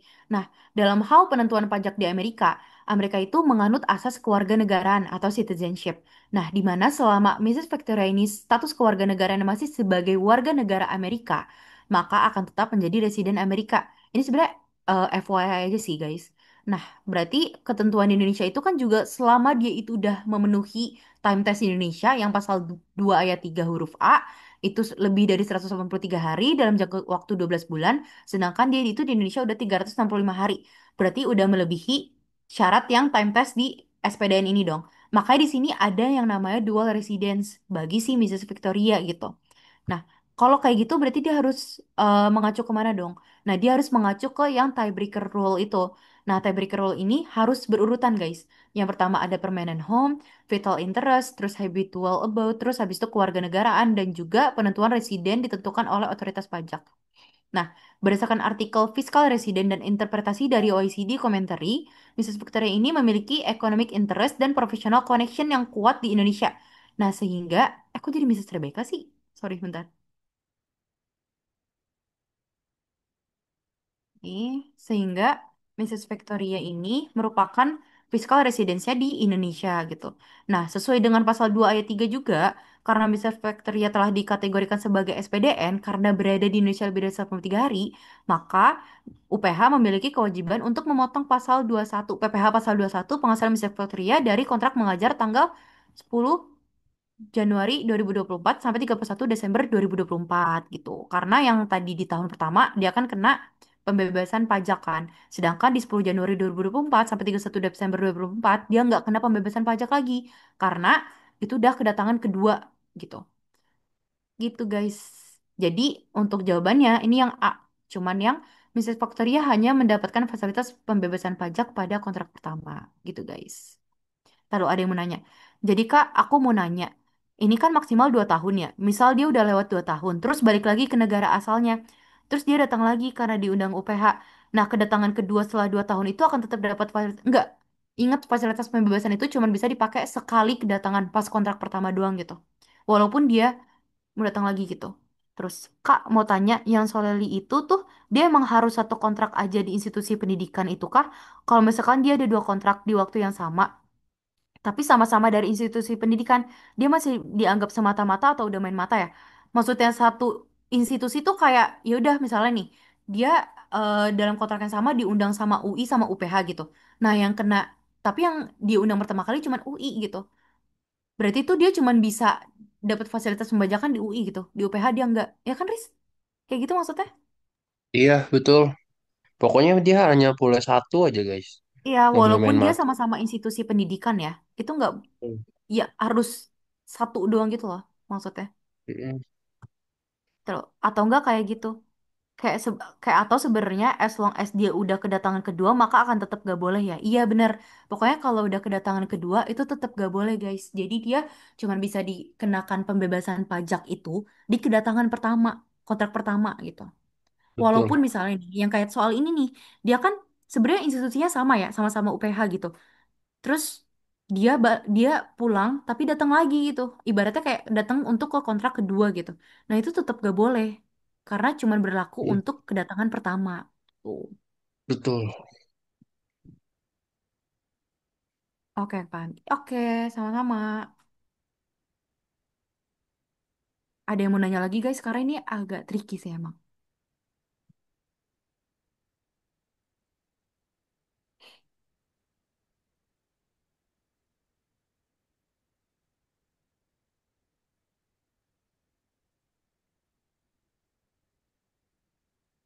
Nggak ada ya? Ya udah. Lanjut, Riz. Paham sih. Oke, sekarang soal 12. Terus 7 lagi. Oke, soalnya ini adalah Miss Ling Ling, seorang artis residen Singapura diundang untuk menyanyi di istana selama 2 hari. Kehadirannya di Indonesia disponsori atau sebagian oleh Sekretariat Kepresidenan dan ia mendapat honor sebesar 100 juta. Perlakuan pajak atas honor tersebut adalah sebagai berikut. Nah, jawabannya itu adalah B. Kenapa? Pertama, kita harus tahu nih artikel yang digunakan apa. Dia itu lihat di artikel 13, sorry. Artikel 17, paragraf 3, teks treaty Indonesia Singapura. Coba buka nggak, Was? Artikel 17, teks treaty Indo Singapura. Bentar, Besti. Oke. Artikel 17. Kalau Nah, nggak salah di Entrepreneur deh, gue lupa. Artikel 17 tuh. entertain. Inter entertain ya, entertain kalau nggak salah. Nah, Udah. di paragraf tiganya kan udah dibilang tuh, should not apply to income derived from activities performed in contracting state by entertainment sport person if the visit to state is wholly or mainly supported by public funds.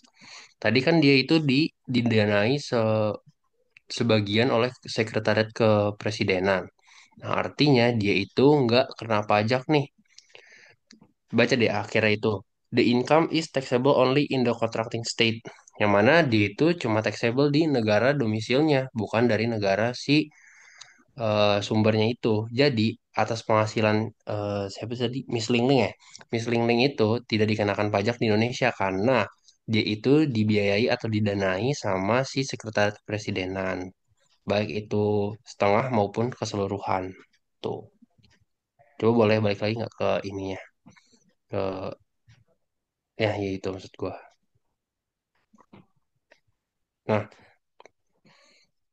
Nah, berdasarkan kasus di atas, Miss Ling Ling atas kegiatan menyanyi tersebut disponsori sebagian oleh Sekretariat Presiden, maka dari itu atas honor yang diterima tidak dikenakan pajak di Indonesia gitu. Kecuali memang soalnya itu dia nggak di state nih, dia nggak disponsori sama siapa-siapa, dia emang murni didatang tapi nggak disponsori, cuma dikasih honor. Nah, berarti itu dia kena pajak di Indonesia gitu.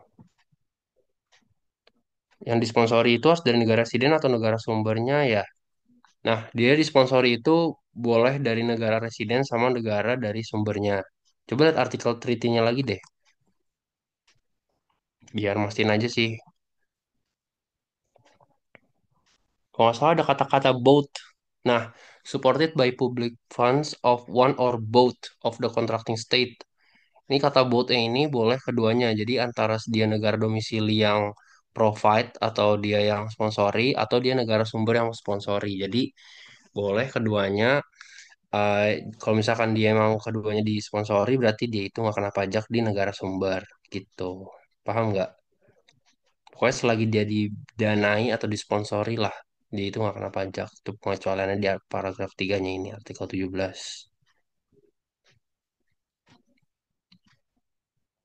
Gitu.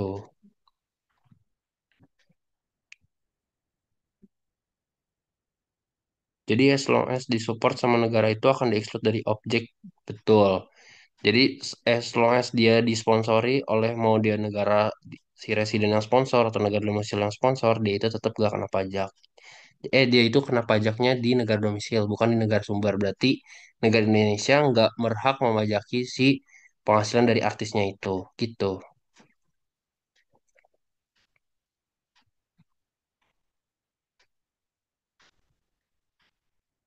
Oke, ada mau yang lagi nggak?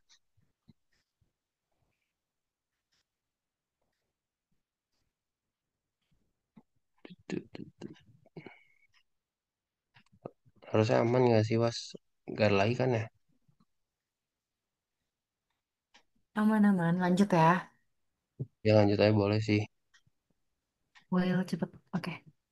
Pak Rahman, seorang lawyer residen Indonesia, dikontrak untuk memberikan jasa legal oleh Queen Company Singapura selama 80 hari dengan fee sebesar 300 juta. Nah, perlakuan pajak atas penghasilan Pak Rahman adalah jawaban itu yang B, dikenakan pajak penghasilan Indonesia. Nah, ini mengacu terhadap artikel terkait Independent Personal Services. Ingat karena apa? Karena dia di sini langsung dikontrak oleh si Queen Company Singapura gitu. Nah, kita lihat langsung aja ke sini nih karena sama kayak tadi. Nah, dalam kasus ini Pak Rahman itu sebagai orang pribadi yang dikontrak oleh untuk memberikan jasa legal kepada Queen Company Singapura selama 80 hari. Nah, di sini dia memenuhi nih salah satu syaratnya, yaitu yang memenuhi time test atau sama dengan melebih memenuhi time test sama dengan atau melebihi 90 hari dalam jangka waktu dimulai atau berakhirnya satu tahun fiskal. Berarti karena dia 80 hari, oh dia belum memenuhi, ding, sorry. Maksudnya kalau 80 hari berarti dia belum memenuhi kan. Nah, walaupun salah satu dari kedua di atas itu nggak terpenuhi, Indonesia tuh tetap memiliki hak pemajakan. Kenapa? Karena negara domisili dari Pak Rahman itu Indonesia gitu. Sehingga Pak Rahman ini dikenakan pajak penghasilan Indonesia atas penghasilan yang ia terima. Nah, kenapa ini beda kayak DPS? Kalau DPS kan kita harus lihat dulu nih BUT-nya gitu.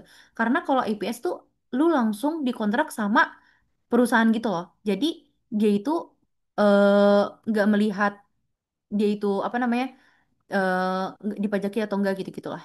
Makanya dikenakan pajak penghasilan di Indonesia. Gitu.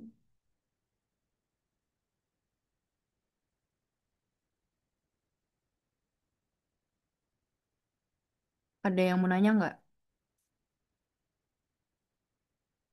Kalau nggak ada lanjut aja, Iris. Boleh was lanjut. Oke, lanjut ya. Oke, soal 14. Penanganan sengketa pajak terkait transfer pricing dapat diajukan melalui MAP. Jawabannya adalah A, benar.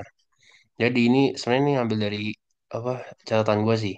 Dalam mata kuliah PI 1 itu kan pertama kali diucapkan tuh ada tiebreaker rule. Ada 5 kan. Boleh scroll nggak? Sebenarnya penjelasan aja sih. Kayak pengetahuan secara umum lah. Di itu kan ada penentuan tuh ada permanent home, settlement of interest, terus ada habitual abode, citizenship, sama MAP. Nah, dalam pajak internasional itu kan kalau ada dispute kan bisa ngajuin tuh yang namanya sengketa hukum, ada keberatan, terus kemudian banding, terus ada PK. Nah, ada juga namanya MAP. Nah, MAP ini adalah upaya tambahan. Scroll lagi, Mas, boleh, Mas? Jadi MAP itu ibarat kata semisal kita ada case ini kan tadi terkait transfer pricing, misalkan ada case transfer pricing. Nah, itu kan kita bisa melalui lewat keberatan sama kalau misalkan kita kalah kita ke banding. Nah, selain upaya itu, kita juga bisa melakukan MAP nih.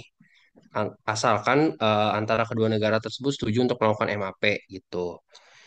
Coba boleh dibawa lagi nih. Nah, di MAP sendiri, siapa aja sih yang bisa memohon itu? Yang pertama itu adalah warga negara atau citizennya. Kemudian yang kedua itu bisa dilakukan sama WPDN atau wajib pajak dalam negeri. Kemudian dapat dilakukan oleh tax authority dari negara sumber. Terus juga dapat dilakukan oleh tax authority oleh domicile country. Nah, apa aja sih yang biasanya diajukan dalam MAP ini? Yang pertama itu ada atas sengketa residensi, terutama bagian negara Amerika Serikat. Terus kemudian yang kedua itu ada sengketa pembentukan BUT.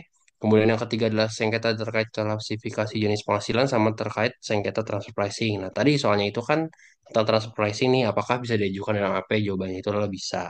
Itu. Sebenarnya ibarat kata tuh MAP sebagai upaya tambahan aja sih. Semisal gini, ada case contohnya itu misalkan dia ini ada sengketa transfer pricing. Nah, itu lagi ngajuin keberatan. Nah, selain keberatan dia juga mengajukan MAP nih. Nah, misal dia itu keberatannya SK-nya belum keluar. Cuman hasil MAP-nya udah keluar nih dan si wajib pajaknya menang. Nah, maka wajib pajaknya itu bisa membatalkan keberatannya itu dan mengajukan MAP. Ini sebenarnya tambahan aja sih nanti gua cantumin deh di apa di spreadsheet-nya. Terus juga misalnya ada case juga kayak gini. Misalkan dia itu udah sampai tahap banding. Cuman tahap bandingnya itu, misalkan ada sengketa, tapi dia sampai tahap banding, tapi tahap bandingnya itu belum keluar. Nah, sementara hasil MAP-nya udah keluar sebelum hasil putusan bandingnya itu selesai. Nah, maka dia itu bisa ngebatalin bandingnya buat buat apa namanya, make atau pakai hasil MAP-nya itu, gitu. Sebagai tambahan aja sih nanti ini kok gua input nanti di catatan spreadsheet-nya. Terus Itu. ada yang nanya, yang Mm-mm. sponsor itu harus dari negara residen atau negara sumber ya? Bisa dua-duanya ada di artikel 17 kok guys. Tadi kan gue udah bilang tuh yang both. Jadi mau dia disponsorin sama negara residen sama negara source atau sumber. Ya nih, nih yang by public funds of one or both of the contracting state. Nah, ya both. Bothnya ini guys, jadi pertanda kalau misalkan dia itu bisa dibayar oleh dua-duanya. Terus gue juga sempat lihat catatan PI gua. Ya asalkan dia disponsorin antara salah satu dari negara kedua tersebut atau dua-duanya mendanai, maka dia itu bebas dari pajak gitu. Cuman perlu diperhatikan, gue lupa deh kalau nggak salah tax treaty Amerika tuh ada batasannya gitu buat entertainer ini, buat buat gak kena pajaknya kalau nggak salah berapa USD gitu, 3.000 USD apa berapa gitu. Coba nanti tolong dilihat aja di tax treaty Indonesia Amerika, ini kan tax treaty Indonesia Singapura gitu. Paham nggak kira-kira yang buat yang nanya? Ah, izin tanya yang bisa batalin banding kalau MAP-nya udah keluar. Sebentar. MAP-nya udah keluar itu negara yang ngajuin atau boleh juga negara yang diajuin? Gimana yang pertanyaannya? Bentar, gue pahamin dulu. Kalau bisa batalin. MAP-nya udah keluar itu negara yang ngajuin atau boleh juga negara yang diajuin? Sebenarnya gini sih, misalkan kita di Indo nih, misalkan kita ada sengketa transfer pricing, misalkan ada sengketa dia itu nggak arm's length principle, misalkan pembelian apa namanya transaksi afiliasinya. Nah, itu kan kita biasanya ngajuin keberatan dong, karena kita nggak setuju nih sama SP2DK-nya si DJP. Nah, itu kan kita ajuin keberatan. Nah, diajuin keberatan, kita ini kalah nih, karena nggak apa ya, berkata DJP kan punya wewenang lebih lah kalau buat keberatan. Kemudian kita kan berarti ngajuin ke banding nih atas sengketa transfer pricing kita. Nah, selain dari upaya dalam jalur kayak gitu, kita juga punya alternatif lain nih. Kita juga bisa yang namanya ngajuin MAP nih atas transfer pricing tersebut. Nah, jadi MAP-nya itu kita bisa gunain semisal MAP-nya ini udah terbit. Kalau gue sih mahamin gitu ya, karena gue belum benar-benar terjun ke real case-nya. Misalkan MAP-nya ini udah terbit sebelum putusan banding, berarti dia itu bisa batalin pembandingnya tadi ke pengadilan pajak gitu. Jadi nanti dia makanya MAP buat ke DJP. Sebenarnya ini apa ya? Kalau misalkan setahu gua, kalau misalkan MAP-nya memang berpihak kepada wajib pajaknya, ya udah, gue pakai nih MAP-nya. Nah, terus si DJP berarti udah nggak bisa ngapa-ngapain lagi kan? Karena MAP itu setahu gua keputusannya sifatnya final sama kayak pengadilan gitu. Paham nggak kira-kira? Gue catatan gue bentar.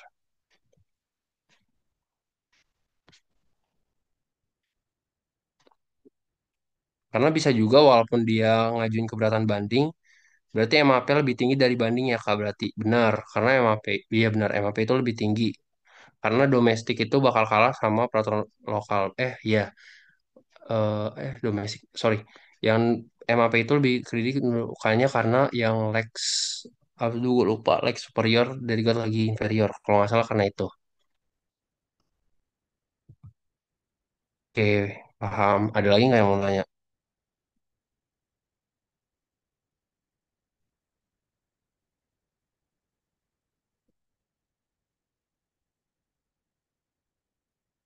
Terusnya udah nggak sih, kagak ada lagi kayaknya. Boleh lanjut sih, Was, kata gue.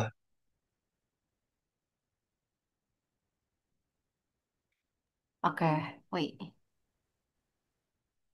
Nah, ini mirip yang kayak tadi guys, yang tadi kita jelasin, cuman jadi nggak usah gue jelasin lah ya, karena penjelasannya pun sama gitu. Tapi intinya di sini pertanyaannya itu penerapan metode ordinary tax credit dalam upaya mengatasi pajak berganda internasional akan menghasilkan penerimaan pajak yang lebih banyak dibandingkan dengan penerapan metode full tax credit. Itu jawabannya salah karena kalau misalnya kita pakai metode full tax credit, eh jawabannya salah kan ya? Menurut gue sih salah karena kalau kita pakai metode full tax credit kan nanti hasilnya akan nihil kan. Sedangkan kalau misalnya kita pakai ordinary tuh masih ada hasilnya gitu loh. Makanya di sini jawabannya A. Woi, gitu. Kayak misalnya nih kalau misalnya kita pakai full tax credit kan eh, yang bisa dikreditin itu sesuai sama si income tax-nya rating, sesuai 407 ini kan. Makanya nantinya hasilnya akan Oh nihil iya, gitu. Sedangkan kalau kita pakai ordinary credit itu kan dicari dulu proporsial per negaranya ataupun nanti proporsi seluruhnya gitu, baru nanti kita cari mana yang terendahnya. Makanya nanti akan ada gitu loh. hasilnya maksudnya nggak akan nihil gitu di SPT. Gitu sih menurut gue. Ada yang mau nanya nggak guys? Nggak ada ya, karena emang materinya sama kayak yang tadi sebelumnya. Ada yang nanya ternyata. Kak, berarti jawabannya bener gak sih yang B? Eh, Wah sebentar, wait. Tadi kan kalau misalkan ordinary berarti kredit pajaknya lebih rendah ya? iya deh. Iya, Iya deh, benar. Iya, iya kebalik guys, guys, yang B kebalik. kan? Sorry, sorry, salah. Iya, Maaf. Oke, jawaban B ya. Oke, lanjut ya. boleh. Iya B, maaf. Tadi gue kira B itu bener. B. B, maksudnya A bener gitu.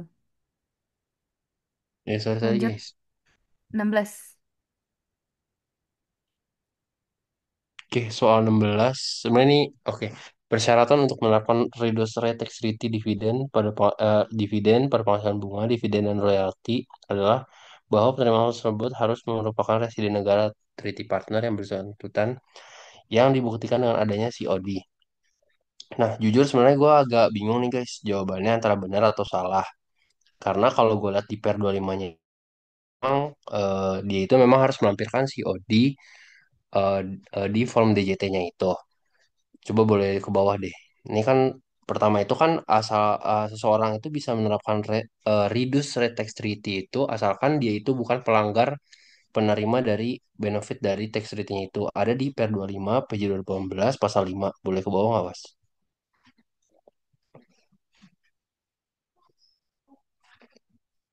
Mas, boleh ke bawah tidak? Nah, ini kan ada ininya nih, ada apa aja nih yang nggak boleh penyalah. Pokoknya asalkan dia nggak ada penyalahgunaan P3B, dia itu boleh memanfaatkan tax treaty, reduce rate buat dividen, royalti sama bunga. Ini ada listnya, ada substansi ekonomi, berbentuk hukum, ada kegiatan usaha. Nah, cuman waktu itu gue sempet dengar case dari Buning kalau misalkan COD itu hanya sebagai bagian dari administratif yang menunjukkan. Tapi COD itu bisa berakibat fatal kalau misalkan si orangnya ini nggak punya atas COD tersebut. Jadi gue bingung nih antara jawabannya B atau A. Cuman menurut gue sendiri dari untuk jaga-jaga jawaban itu B karena COD itu memang penting ya buat kalau misalkan di lapangan itu. Nih, ini misalkan ada kasus nih. eh Waktu itu DJP itu ngasih apa namanya? Misalkan si orangnya ini harusnya tidak terutang PPh enam nih. Cuman karena dia nggak ngelampirin COD di SPT masa PPh 26-nya, nah si DJP ini berasumsi bahwa dia ini bukan apa namanya? Bukan residen dari negara tersebut. Misalkan dia orang Singapura, harusnya dia bisa manfaatkan reduced rate tax treaty nih. Apa namanya? Sorry, gimana sih bahasa sorry. Dia ini orang Singapura. Dia ini harusnya bisa memanfaatkan reduced rate tax treaty karena dia emang residen Singapura gitu loh. Tapi COD-nya itu waktu itu belum ada nih. Tapi dia emang asli orang Singapura. Nah, DJP berasumsikan bahwa karena dia cacat administratif gak punya COD, makanya dia dikenain PPh 26 20% gitu. Sebenarnya kalau kata Buning, COD itu sebenarnya kedudukan tax treaty itu lebih tinggi dari kedudukan domestik. Harusnya walaupun dia asli Singapura harusnya emang dia tuh nggak apa harusnya dia itu bisa menerapkan reduce rate-nya itu gitu. Sebentar nih ada yang nanya. Reduce rate bukannya dilihat dari beneficial owner penerima penghasilannya Kak. Itu aku lihat di artikelnya sih. Benar, reduce rate itu lihat dari beneficial owner nih sesuai per 25 PJ 18. Kalau misalkan kita lihat itu asalkan sebentar. Ya pokoknya kan substansi ekonomi, betul. Tapi kemarin tuh aku saya ingat Buning bilang kalau COD itu nggak semata-mata menggugurkan residen dari negara tersebut karena keharusan COD itu cuma ada di undang-undang domestik. Benar, nggak ada di tax treaty. Nah, tapi aku lupa itu konteksnya untuk dividen atau apa. Nah, untuk tahu beneficial owner-nya siapa gimana caranya ya? Boleh buka per 25 PJ 2018 gak, Was? Karena semuanya ada di situ, guys, kalau buat beneficial owner. Kenapa, Riz? Sebentar. Per 25 PJ 2018. Apa mau gua aja yang saya screen? Ya udah boleh. Gua yang saya screen ya. Sebentar, guys. Eh, Terlihat per 25 PJ 18. Sebentar, kita buka dulu. Kita baca perlahan-lahan. Kan yang pertama dia bisa manfaatin treaty asal ini tidak terjadi penyalahgunaan P3B. Tuh, sebentar. Habis itu, ini syarat-syaratnya, misalkan dia itu pakai form DGT yang tadi gue bilang nih syarat administratifnya. Terus,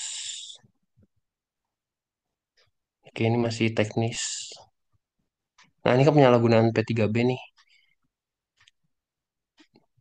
Pokoknya asalkan dia memenuhi semua ini, WPLN memiliki substansi ekonomi nih, dia itu nggak dia itu bisa memanfaatkan benefit dari treaty, tidak dapat melakukan transaksi baik secara langsung maupun tidak langsung. Karena menurut gue gini sih guys, ini open discuss aja ya. Karena menurut gue emang sih tax treaty itu kedudukannya lebih tinggi, cuman emang di soalnya itu beneran agak rancu ya. Tadi soal berapa sih? 16 ya? Nah, soal ini sebenarnya agak rancu. Dia harus ada COD apa enggak? Karena kalau gue lihat itu ini dari perspektif gue ya. Sebenarnya itu mau nggak ada COD itu sih ya nggak apa-apa sebenarnya. Dia bisa nerapin reduce rate asal ya itu tadi. Dia itu memang dibuktikan memang beneran asal beneficial ownernya itu memang dari luar kan. Kalau misalkan dia penghasilan apa kayak passive income kayak dividen, royalti sama bunga. Kalau menurut gua sih jawabannya itu salah ya. Tapi balik lagi, duh nih gua nanti gua confirm lagi deh jawabannya benar apa salah. Karena menurut gue itu salah jawabannya. Harusnya itu ya nggak perlu COD karena kan tax treaty itu hukumnya itu lebih tinggi kedudukannya dibandingkan eh, domestik. Nah, ini ada beneficial owner.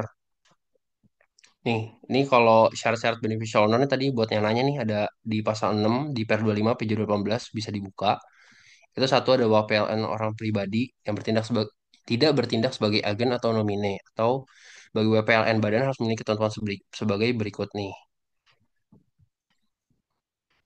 Oke, nah cuman dia itu kan ada SKD WPLN nih, yang dimana tadi kan ada form DGT. Duh, gue nggak punya form DGT lagi. Nah, di form DGT itu juga ditulisin tuh harus ada Certificate of Residence, kalau kalian tahu, atau Certificate of Domicile. Cuman ya itu tadi gue masih agak bingung aja sih. eh Dia itu harus wajib ada COD apa enggak. Cuman sebenarnya kalau praktiknya dalam lapangan itu dia itu harus ada COD. Kenapa? Itu buat menghindari adanya ya tadi kayak ada SP2DK. Takutnya nanti tiba-tiba ada koreksi dari DJP dari SPT masanya. Harusnya dia bisa kan dividen itu 10% ya kalau nggak salah. Harusnya dia bisa nerapin tarif 10% tapi dia jadinya kena 20% karena tadi nggak ada COD-nya itu. Gitu sih menurut gua. Nanti gua confirm lagi deh. Nanti gua baca-baca lagi ya guys. Gitu. Oke, mau lu lagi apa gua was yang lanjut share screen? Boleh loh. Oke, boleh gue ya. Itu guys, nanti gue confirm lagi ya buat soal 16. Karena menurut gue itu jawabannya salah. Yang A. Tuh. Karena dia benar juga sih tadi. eh Dilihatnya kalau dividen sama royalti bunga ini dilihatnya dari beneficial owner, bukan dari COD-nya itu. Cuman balik lagi di dalam tadi form DGT itu ya memang ada Certificate of Residence gitu. Oke, boleh next, was. Oke, lanjut ke soal 17. PT Arjuna mengikat kontrak pemakaian jasa konsultan dengan Orchid Company Singapura untuk melaksanakan jasa tersebut. Orchid Company ini menugaskan Bapak Budiono sebagai residen Indonesia. Nah, terus pemberian jasa ini berlangsung selama 80 hari. Nah, terus di sini bilang Bapak Budiono tuh mendapatkan remunerasi sebesar 30 juta per bulan. Nah, perlakuan pajak atas penghasilan yang diterima Bapak Budiono adalah sebagai berikut. Nah, kita lihat ke penjelasannya. Nah, ini kenapa kita pakai artikel DPS kayak yang tadi udah dibilang kalau artikel DPS itu kalau misalnya dia itu bekerja atas suruhan dari sebuah perusahaan gitu. Jadi atas suruhan institusi. Jadi bekerjanya tuh atas nama institusi gitu. Nah, untuk prinsip perlakuan pajak DPS itu, yang pertama, penghasilan yang diterima itu berhak memajaki adalah negara tempat pekerjaan itu dilakukan atau negara domisili, kecuali dia itu dilakukan di negara lain. Nah, yang B, jika pekerja dilakukan di negara lain, maka negara lain dapat mengenakan pajak.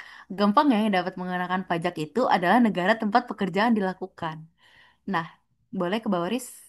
Lagi, lagi. Nah, di dalam peraturan tersebut, selain diatur mengenai prinsip perpajakannya, juga diatur nih terkait aturan pengecualian. Nah, aturan pengecualian ini yang terkait DPS yang tadi ya, guys. Jadi ada tiga aturan pengecualian untuk DPS ini. Nah, untuk menjawab soal ini tuh kita di split lagi yang kayak tadi udah dibilang sama Faris sebelumnya. Dan udah ada contoh-contoh soal sebelumnya kan. Jadi yang pertama, kita tuh harus menentukan dulu aspek BUT-nya. Nah, aspek BUT-nya ini kita refer ke artikel 5 dan 7.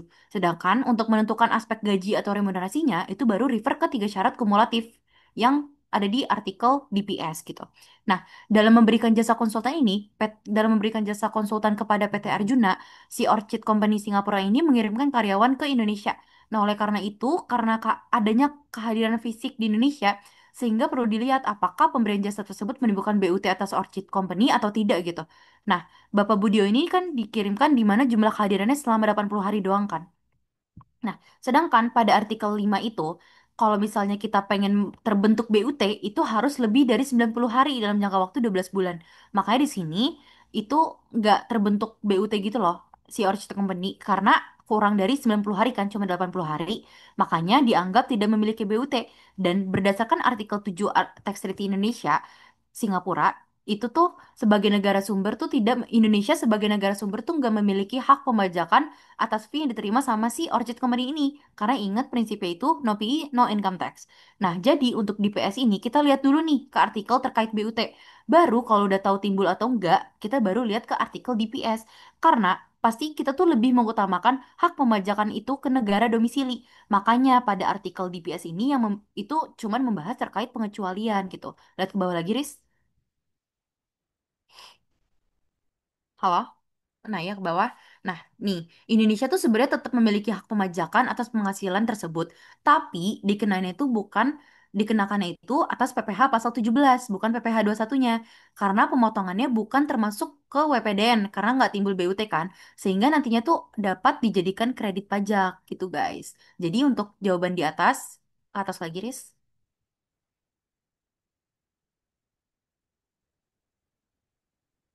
Ini, jawaban yang di atas itu yang A, berarti nggak dipotong pajak di Indonesia gitu, guys. Lalu ada yang nanya ke gue, berarti kalau misal dia waktu kerjanya 184 hari, yang mana artinya udah ada PI, berarti nanti untuk tahu atas pajaknya si Budi itu pakai undang-undang apa? Berarti pakai undang-undang domestik kan, Kak, bukan Tax Treaty Indonesia Amerika lagi. Karena Tax Treaty Indonesia Amerika itu cuman untuk ini Tax Treaty Indonesia Singapura nggak sih? Iya, tax treaty Maksudnya, Singapura. iya bukan Tax Treaty Indonesia Amerika. Iya, Iya, maksudnya kayak betul. intinya kalau misalnya nih, kalau di DPS, kalau dia udah terbentuk BUT, berarti kalian bisa lihat artikel DPS nih terkait yang hak pemajakan itu. Nah, hak pemajakan si remunerasi. Nah, tapi hak pemajakan remunerasi itu tuh pengecualian karena dia tuh kalau udah timbul BUT berarti otomatis dia udah eh, bisa dipajakin di Indonesia dong. Tapi adanya hak di PS ini untuk pengecualian karena pasti apa namanya, mereka tuh tetap mau majakin gitu loh di domisili gitu. Tapi kita harus ngelihat di artikel DPS ada syarat yang tadi tuh apa namanya, yang penerima gaji tuh hadir di negara lain tidak lebih dari 183 hari dalam 12 bulan. Terus remunerasi dibayar oleh pemberi kerja yang bukan merupakan residen negara domisili. Terus remunerasi tidak dibebankan sebagai biaya BUT yang dimiliki oleh BUT negara sumber di negara domisili gitu, guys. Paham nggak yang nanya?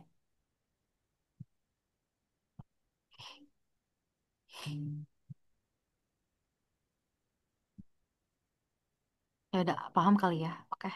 Lanjut, Chris. Oke, gue lanjut lagi ya, nomor Kalau ada yang mau 18. nanya, nanya aja ya, guys. Betul. Question 18. PT Buana memiliki sengketa pajak penerapan ketentuan Treaty dengan nilai sengketa yang besar karena PT Buana mengajukan penanganan seng- kemana PT Buana mengajukan penanganan sengketa pajak tersebut? A. Hanya dapat mengajukan penanganan sengketa pajak tersebut melalui MAP. B. PT Buana dapat memilih untuk mengajukan sengketa pajaknya ke Pengadilan Pajak Indonesia atau melalui MAP.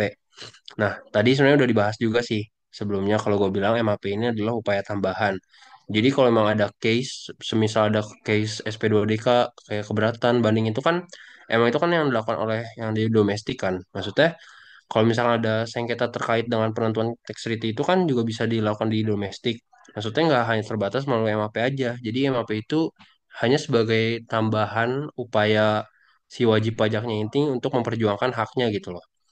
Nah, jadi sebari mengajukan keberatan, banding ataupun PK, dia itu juga bisa ngajuin MAP gitu guys. Ini sama yang kayak tadi juga sih. Jadi dia emang MAP itu ya bukan pilihan satu-satunya bahwa dia itu emang harus pakai itu gitu. Tuh, paham gak guys? Harusnya aman sih buat soal ini karena tadi juga udah gue jelasin kok. Oke, gue tunggu 10 detik. 10, 9, 8, 7, 6, 5, 4, 3, 2, 1. Oke, boleh next mas. Oke, lanjut. Eh, soal 19. Nah, ini kurang lebih sama lagi ya guys, kayak yang tadi. Dia tuh terkait artikel Independent Personal Services. Nah, yang pertama itu secara prinsip, hak pajakan atas penghasilan dari hubungan kerja maupun penghasilan dari jasa orang pribadi profesional yang menjalankan pekerjaan bebas adalah diberikan kepada negara domisili. Jawabannya benar, karena yang tadi gue udah bilang, IPS itu eh, nature-nya itu hak pemajakannya emang di negara domisili atau negara bersangkutan. Nah, kayak yang tadi gue bilang lagi, kalau misalnya IPS itu bisa sebenarnya dipajaki oleh negara sumber, tapi kalau memenuhi syarat yang ini nih, dua syarat ini, yang eh, syarat selama salah satu syarat terpenuhi itu boleh gitu. Nah ini misalnya kita ada contoh nih, Mr. Lee Chong, seorang ahli hukum lawyer penduduk Singapura datang nih ke Indonesia. Terus atas kontrak dengan PT Kiara untuk menangani masalah-masalah legal perusahaan bersangkutan, pemberian jasa itu berlangsung di Indonesia tanggal bla bla bla nih. Kedatangan pertama nih, Mr. Lee Chong ke PT Kirara. 1 Maret 2023 sampai dengan 29 Mei 2023. Itu dapat totalnya 90 hari. Nah, itu berarti udah bisa dong. Maka dari itu Indonesia punya nih hak pemajakan di kontrak pertama sebesar 26 PPh 26 sebesar 20%. Berarti terhutangnya 120 juta gitu. Nah, terus untuk kedatangan kedua, 10 Mei 2023 sampai 10 Juli 2023. Apakah kedatangan kedua ini boleh digabung dengan time test kedatangan pertama? Jawabannya itu nggak bisa. Kenapa? Karena ingat syarat yang ini, walaupun dia udah memenuhi time test yang 183 hari dalam jangka waktu 12 bulan, dia tapi penerima jasanya beda nih. Penerima jasanya itu antara PT Kirara dan juga PT Dahlia. Berarti kan berbeda kan? Maka karena syaratnya kumulatif, berarti nggak bisa digabung tuh. Sehingga untuk yang time testnya ini 61 hari doang. Jadi, langsung kita refer ke artikel 14 yang IPS, maka dari itu Indonesia tuh nggak punya hak pemajakan di kedatangan kedua gitu. Jadi dalam praktiknya, apabila kita melihat artikel 14 tentang IPS, dalam menghitung time test itu tetap melihat pada masing-masing kontrak. Namun dalam menentukan apakah kewajiban perpajakan ini dipersamakan dengan SPDN, mengacu pada kehadiran pertama Mr. Lee di Indonesia, apakah bisa digabung atau tidak gitu. Maka dalam kasus ini, Indonesia tuh nggak punya hak pemajakan atas kontrak Mr. Lee dan PT Dahlia. Sehingga pajak akan dikenakan di Singapura sesuai dengan ketentuan perpajakan domestik Singapura serta kewajiban perpajakan dan Mr. Lee Chong masih sebagai SPLN karena tidak memenuhi time test sebagaimana diatur di dalam pasal 2 Undang-Undang PPH gitu guys. Gampang aja sih. Ada yang nanya, wait. Oh, jujur masih kurang nyantol yang di jujur masih kurang nyantol kayak yang di DPS ini. Emang DPS tuh agak ribet sih guys. Tapi kalau kalian ada yang mau nanya, nanya aja ya. Kira-kira kurangnya tuh di mana gitu.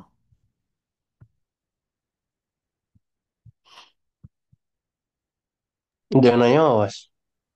Belum. Belum ya?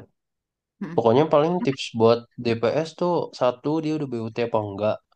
Mm-mm. Terus saya sebenarnya sebelum BUT pertama dia itu terikat apa enggak tadi yang kontrak ya terikat dulu Mm. yang dia kerja untuk Ada perusahaan kontrak apa atau kerja untuk enggak sendiri. gitu. Mm. Nah terus penentuan BUT-nya udah ada apa belum? Nah terus kalau udah BUT-nya udah ada baru lihat gajinya dari tax rate-nya menurut residen si karyawan itu orang yang kerjanya itu. Gitu.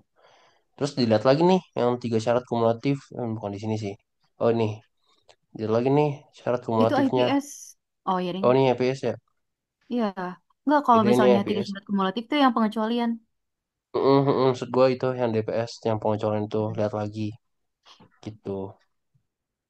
Kalau IPS ingat dia itu syaratnya IPS sih sebenarnya alternatif lebih boleh gampang salah emang satu. dibanding DPS. Iya. Mm-mm. Terus tadi kontraknya jangan digabung kalau misalkan dia beda nih kayak misal Licong itu sih. Ini Sama ada jangan yang lupa nanya. penentuan apa tuh? Kak, tolong bikin skema kalau dia non-treaty partner, please. Sebenarnya kalau dia non treaty partner, ya udah lu nggak usah lihat treaty gitu. Jadi Benar. nggak perlu lihat syarat-syaratnya gitu. Udah, Iya nggak dia perlu lihat langsung syarat ini tentang, sih. uh langsung dia dikenain pajak di sesuai undang-undang domestik gitu. Misalnya nih, coba contoh yang Mister siapa ya? Yang atas deh. Eh, yang Yang soal tadi atas 18, 17 apa 18 deh? IPS. 19. Yang Iya mana yang soal 17. sebelumnya? Oh, 17 coba dah. Itu 17 deh, iya deh. Nih, Ya ini kan. DPS deh. Coba Riz Iya DPS. DPS ke sini. Iya DPS kalau misalnya dia non treaty partner nih. Misalnya dia dikontraknya sama Mauritius. Mauritius kan non treaty partner. Ya udah, dia nggak perlu ngeliat terbentuk BUT atau enggak gitu. Mm-mm, betul sih. Jadi dia Dia langsung langsung kena lihat ke PPh enam undang. nggak sih, Was? Nah, kalau menurut gue kayak gitu, dia langsung kena PPh enam. Iya. Tapi kalau Bapak Budiononya residen Indonesia, berarti dia langsung kenanya PPh satu Dua gitu, satu guys. betul. Pokoknya dia tergantung residen karyawannya, guys, kalau DPS tuh. Ya, heeh.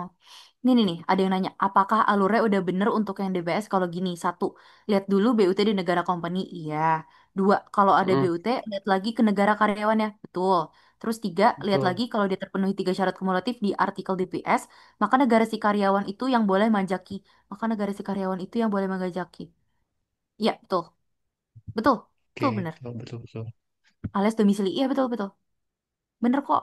Ini, nih, gue kirim ke, izin kirim ke chat ini ya, Sharon. Ini ada yang tadi nanti gue bahas deh di akhir.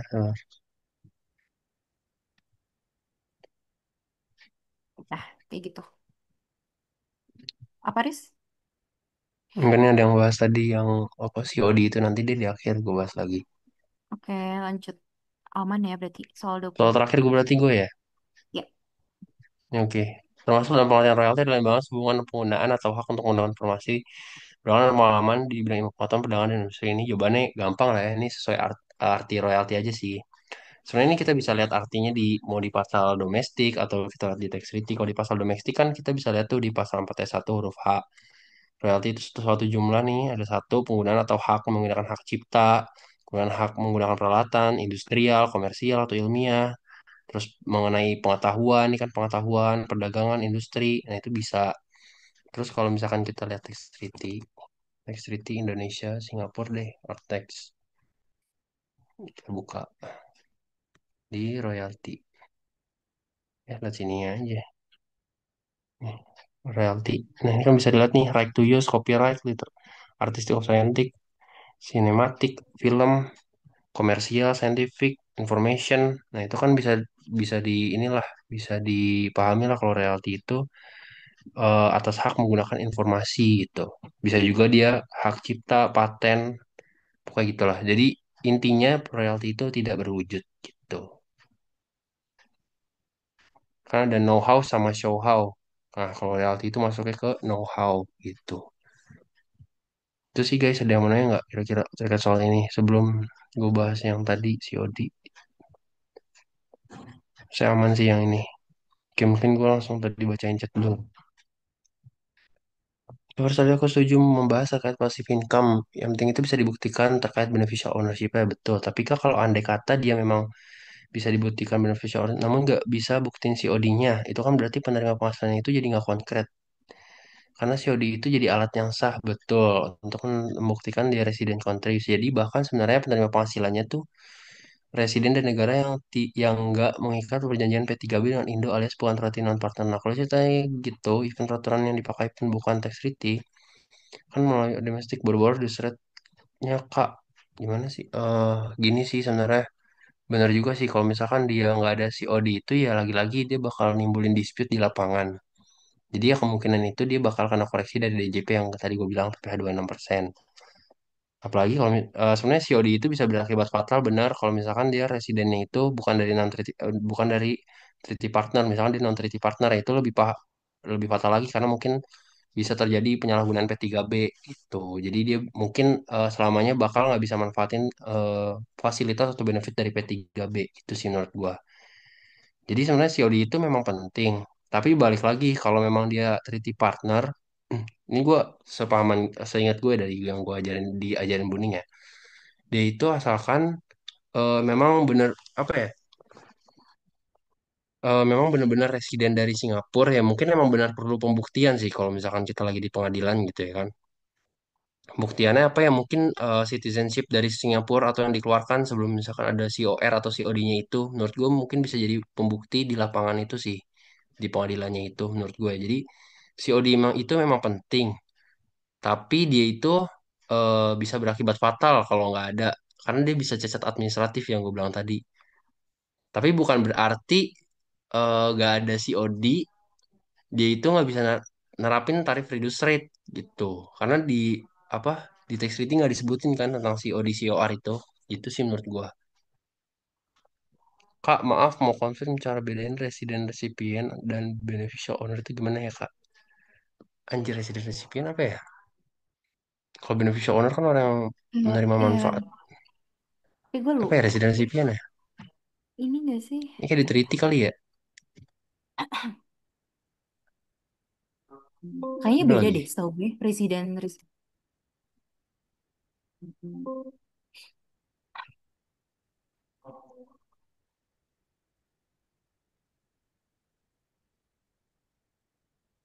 Oh ya, bentar. Resident recipient.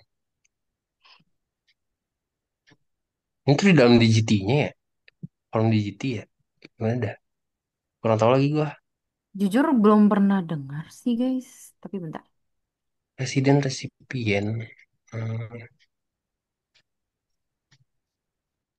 Penerima penghasilannya Kak, terminologi Mas Taufan katanya gitu. Penerima penghasilannya Kak. Oh maksudnya penerima penghasilan berupa dividen royalti gitu. Jujur ya balik lagi sih. Pokoknya kalau penghasilan passive income itu tergantung sama beneficial owner. Gitu sih kalau menurut gua. Kita lihat di sini ya beneficial owner tuh. Pokoknya asal dia beneficial owner nih Oh yang iya, tidak bertindak sebagai agen ini atau yang gue nomine. pahamin. Iya, intinya kalau residen tuh belum tentu beneficial owner. Benar, ya ya itu maksud gua. Pokoknya lagi-lagi Iya, pokoknya kalau terkait passive income terkait inilah. Pokoknya ini harus dilihat beneficial ownernya siapa. Sama sejati juga gitu sih waktu gua PI satu tuh selalu menekankan beneficial ownernya siapa, nih lihat nih. siapa beneficial ownernya. Mau contoh ini nggak ilustrasi misalnya perbedaannya gitu. Lu mau share screen? Misalnya, nggak jangan lu aja, nggak apa. Ngomong aja. Gimana Misalnya, ilustrasinya? Oh, mau aja. nggak ngomong aja Oke. misalnya nih kayak PT ABC di Indonesia tuh bayar royalti nih ke PT XYZ di Singapura. Nah tapi ternyata PT XYZ itu cuma nerusin royaltinya tuh ke PT DF gitu misalnya. Dia di British lah misalnya. Terus Oke. PT XYZ ini tuh residennya itu. Nah, tapi beneficial ownernya tuh bisa jadi si PT DF karena dia yang Wah, iya benar-benar benar. menikmati penghasilannya itu gitu. Oh, iya benar. Jadi Betul. kayak beneficial owner tuh yang menikmati penghasilannya, sedangkan kalau PT XYZ itu yang tadi yang cuman menerima si royaltinya gitu. Betul. Gitu Kayak sih. panjangan tangan nggak sih, Was, jatuhnya tuh? Iya iya. Jadi Benar. kalau Mm-mm. kalau misalnya residen itu fokusnya ke tempat tinggal atau domisili pajaknya gitu. Tapi kalau misalnya beneficial owner tuh fokusnya ke pemilik pemanfaat dari Betul. penghasilan. Gitu guys, ngerti gak yang nanya? Semoga Berarti paham, kalau guys. kalau gitu yang boleh majaki residennya ya. Eh, eh ya kan bisa di negara sumber asal ya itu tadi dia itu ada beneficial ownernya apa enggak gitu. Eh, bukan negara sumber apa Sebenarnya sih? tergantung Dia itu bisa nerapin. konteksnya dan penghasilannya nggak sih? Benar, benar juga Negara yang tergantung boleh konteks memajaki penghasilan itu juga. kan source country sama domisili country kan. Nah, Mm-mm. kalau misalnya perusahaan Jepang nih, presiden, terus dia nerima dividen dari Indonesia. Berarti kan Indonesia negara sumber dong. Ya dong. Betul. Nah, Jepangnya negara domisili. Nah, Mm-mm. itu kalau misalnya tax treaty berarti yang ngatur kan kalau negara sumber boleh memajaki, tapi ada kayak reduce rate gitu loh, Iya, guys. betul. Reduce rate-nya itu loh. Jadi negara domisili itu sebenarnya boleh memajaki, tapi negara sumber juga boleh, cuman reduce rate gitu. Benar. Iya. Dia itu parsial, guys. Jadi kena di dua-duanya Mm-mm.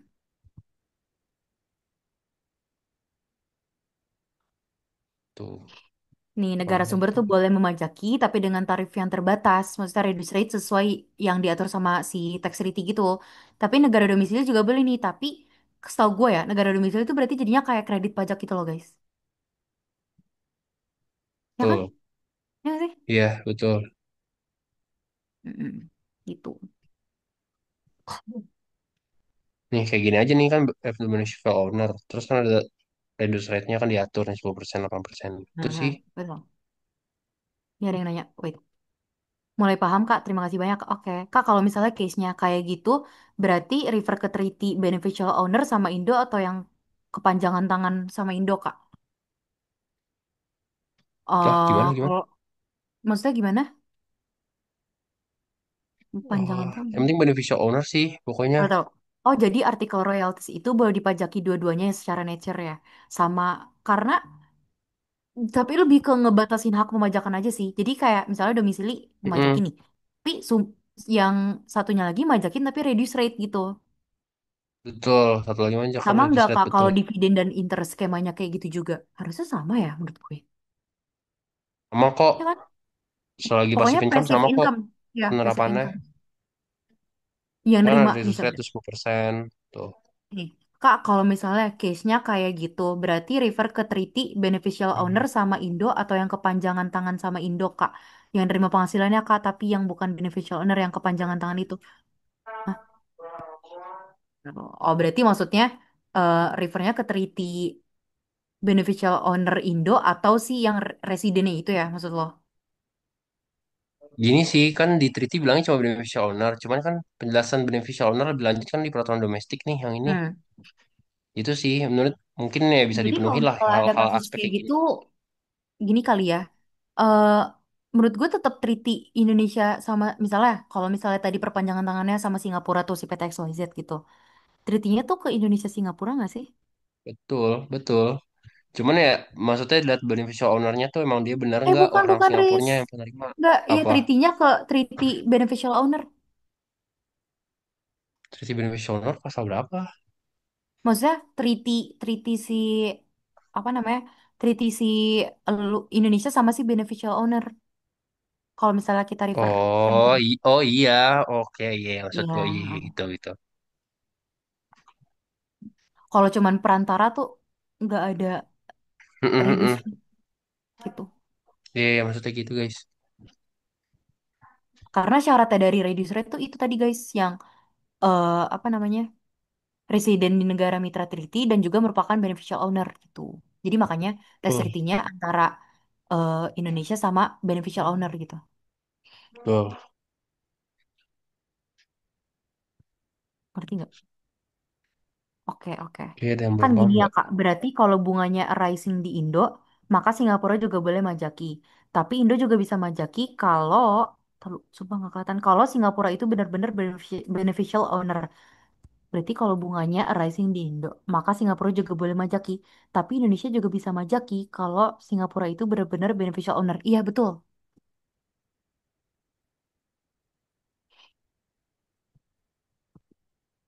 Udah nggak? Belum.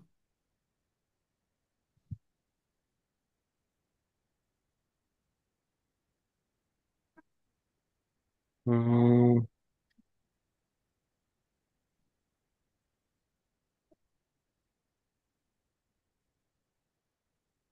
udah nggak guys? Sebenarnya ini udah azan sih. Kita tunggu sampai 11.55 ya. Iya, Atau nih yang nanya. Tapi yang Singapura itu majakinnya reduce rate atau enggak? Singapura majakinnya reduce rate. Kan tergantung gini ya, tadi Kak. dia bisa penyalahgunaan P3B apa enggak. Kalau dia ada penyalahgunaan nggak bisa. Kan pertama dilihat Malah. beneficial owner, tapi kalau ada penyalahgunaan nggak bisa pokoknya. Nggak bisa pakai manfaatin benefit treaty.